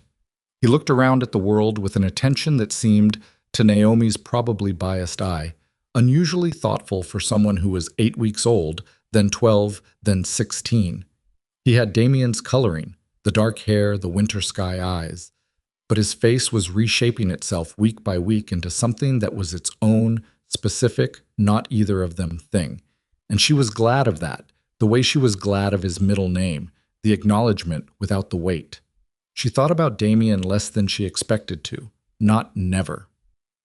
There were moments she would catch a particular gesture in the mirror, something she'd learned from proximity, the way she held a coffee cup or the angle of her head when she was reading, and she would understand that 3 years of shared life left marks that were not all painful, not all worth excising. Some of them simply the ordinary sediment of having been close to someone. She didn't try to clean those out. She just noted them and moved on. What she thought about more was the night outside the rooftop restaurant. She thought about it not with the grief she'd expected the memory to carry permanently, but with something more complicated, a kind of understanding that expanded as time created distance. She had stood on the other side of that glass and chosen, in the instant that required a choice, not to collapse, and not to fight, and not to destroy herself in a single dramatic moment, but to turn around and go home and be quiet and think. That choice, which had felt at the time like the absence of a choice, like numbness masquerading as calm, she understood now to have been the most important decision she had ever made. The pause that made every subsequent thing possible. She had not known she was capable of it. She knew now. The hearing that mattered most was in March, on a Tuesday morning that came in cold, and then warmed slightly by 10, the particular teasing warmth of early spring that doesn't commit. She wore her good coat, the one that fit again now, and she carried Elias in the carrier on her chest because her mother had a doctor's appointment and she was not going to leave him with someone she didn't know. And she walked into the federal courthouse on that Tuesday morning with her son against her chest and her attorney at her elbow, and the specific expression on her face of a woman who has survived the thing she was afraid of and has not yet decided what to feel about the fact. Damien was there. Of course he was there. It was a hearing in his case. She had known he would be there. She had prepared for it the way she prepared for things now. Not by rehearsing emotions, which she had learned was useless, but by deciding in advance what she was willing to feel and what she was going to set aside until later. She had not seen him since the Meridian Club, since he had stood at the head of the table and federal agents had moved him back, and he had asked about the baby with a voice stripped of everything except that one question. He looked smaller. Not physically. He was still the same height, still carried the same frame, but the quality of presence that had made him fill rooms had diminished, the way a fire diminishes when the fuel runs out. He was well-dressed because he was Damien Volkov, and he would be well-dressed in a federal courtroom right up to sentencing, but the suit was doing the work alone now, without the thing underneath it that had once made the room organize itself around him. He looked at her when she came in. She looked back. She sat on the opposite side of the aisle, 3 rows behind the prosecution table, with Elias warm and asleep against her chest. The carrier had a small hood that she pulled up slightly to shade his face from the fluorescent light, a small, automatic gesture, the 10,000th version of the same gesture she'd been making since January. Damien's eyes moved from her face to the carrier. She watched something move through him, slow, large, like weather crossing a wide space. Not the shattered devastation of someone encountering what they'd lost for the first time. More like the specific grief of someone who has had months to understand what they lost and is now, in this room, required to see it in physical form for the first time. She did not look away, and she did not soften her expression, and she did not harden it. She just looked at him the way you look at something you have decided the truth about. And the truth was this: she did not hate him, and she did not forgive him. And she had stopped needing to resolve that into something simpler, because some things were not simple and were not going to become simple. And that was not a failure of understanding, but the accurate description of a complicated reality. The hearing lasted 3 hours. It was procedural. Motions, documentation, the grinding administrative machinery of a federal prosecution in mid-progress. She was not required to speak. She sat and listened and kept one hand on Elias's back, the unconscious pressure of contact that he seemed to find settling, a steady warmth against her palm. During a recess, she went to the hallway and stood near the water fountain, and a man she didn't recognize approached her. Late 50s, a look she associated with federal law, the specific exhaustion of long institutional service. And he said, "Ms. Chen, I wanted to tell you, what you put together, the documentation, the timing of it. In 22 years, I have not seen a private citizen build a prosecutorial foundation of that quality under those circumstances." He shook his head slightly. "I wanted to say that out loud to someone who deserved to hear it." She looked at him. "Thank you," she said. He nodded and walked away, and she stood there by the water fountain and thought about that for a moment, what it meant, where it landed. And then Elias made a small sound against her chest that was not quite a protest but a notification, the sound of a person who was beginning to consider waking up, and she put her attention there instead, after the recess. She was in the hallway putting the carrier hood back into place when she became aware of Damien nearby. He had come out with his attorneys, and they were occupied with paperwork at a table down the hall, and he had stepped away from them, not by much. His ankle monitor, which she knew about from Agent Reyes, had conditions attached to his pre-sentencing release that included proximity restrictions, and he was not approaching her. He was simply not actively moving away, standing in the space of the hallway with the specific quality of someone who is not yet done but does not know how to continue. His attorney looked up and said something to him, low and sharp. He didn't respond to the attorney. He looked at Naomi.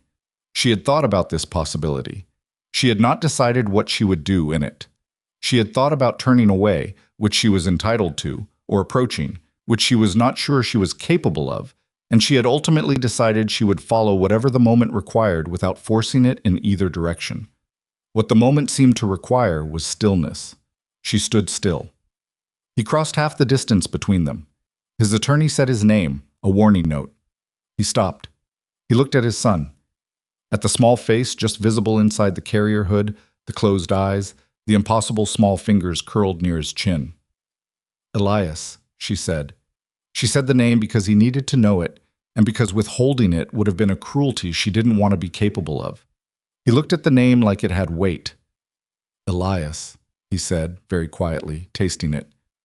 He's 3 months, she said. He's healthy.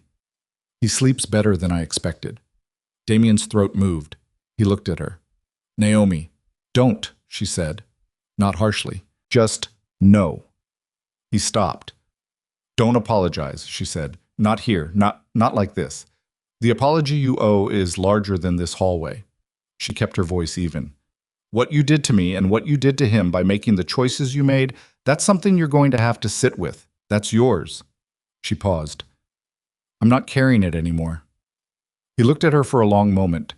His eyes were doing the thing she'd seen at the Meridian Club.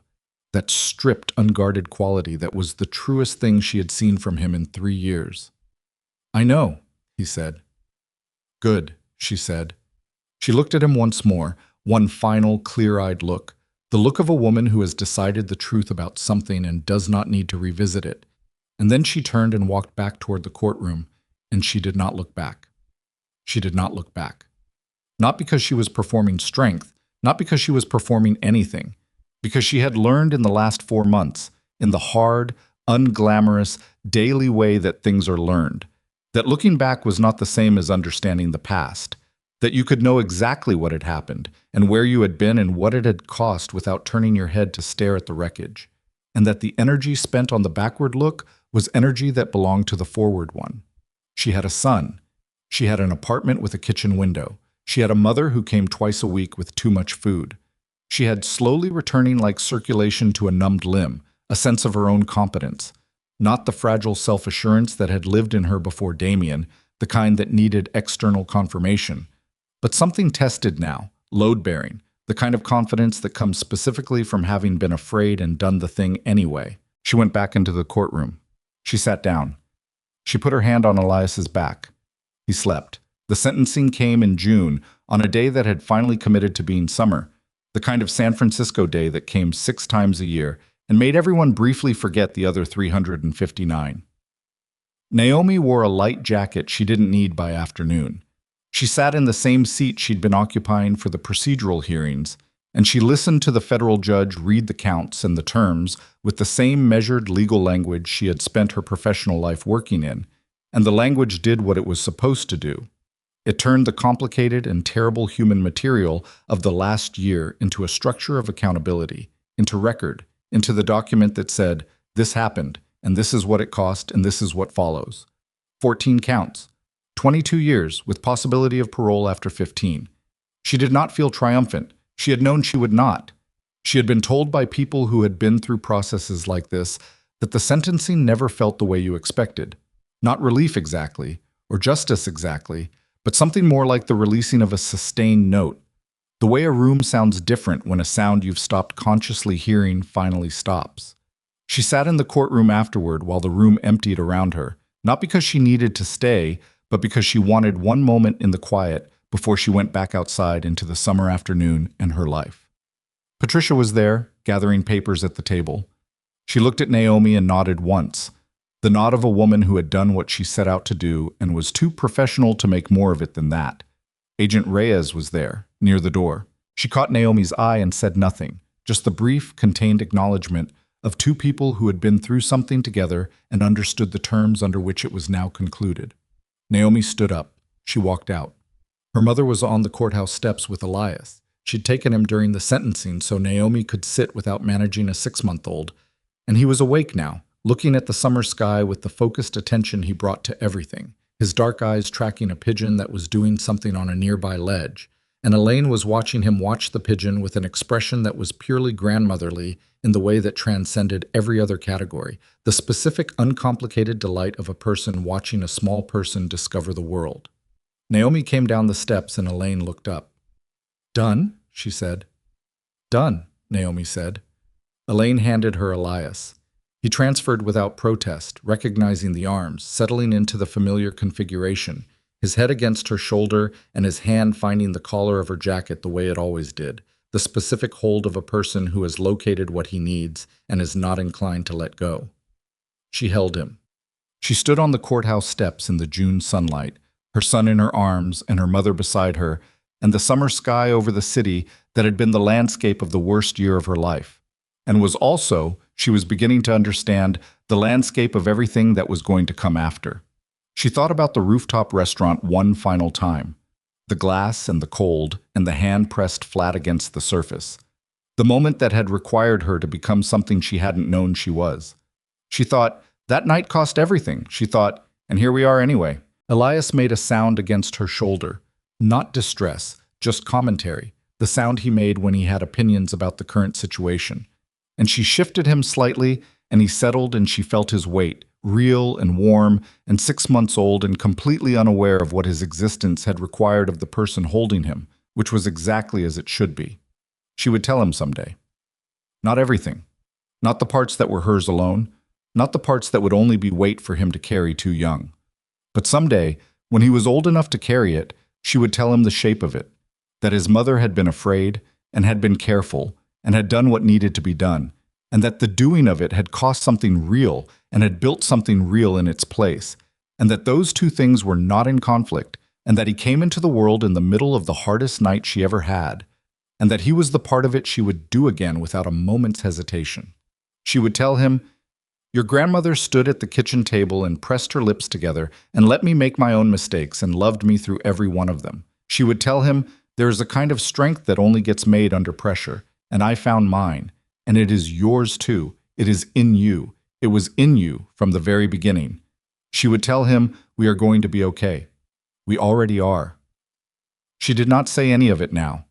He was 6 months old and commenting on the pigeon situation and completely uninterested in narrative resolution. She kissed the top of his head, that particular spot, the soft place that still carried the specific warmth of new life. And she looked out at the city and the summer and the ordinary, extraordinary fact of the afternoon continuing. "You hungry?" her mother said. Naomi looked at her. Elaine was squinting slightly against the sun, her purse on her arm, her hair the silver she'd stopped arguing with years ago, her face the face of a woman who had carried her own difficult history without being destroyed by it, and had handed her daughter something in the carrying of it, some knowledge that was not spoken but transmitted, the way the most important things always were. "Starving," Naomi said. Her mother nodded. "I know a place." She always knew a place. They went down the courthouse steps together, Elaine first, Naomi following with Elias, the three of them moving through the June afternoon in the simple, durable configuration of family, of the kind that gets made and remade and survives the making. And they did not look back at the building they were leaving, because there was nothing behind them that required another look. Only forward. Only the street and the sun and the city and what was next. Only that.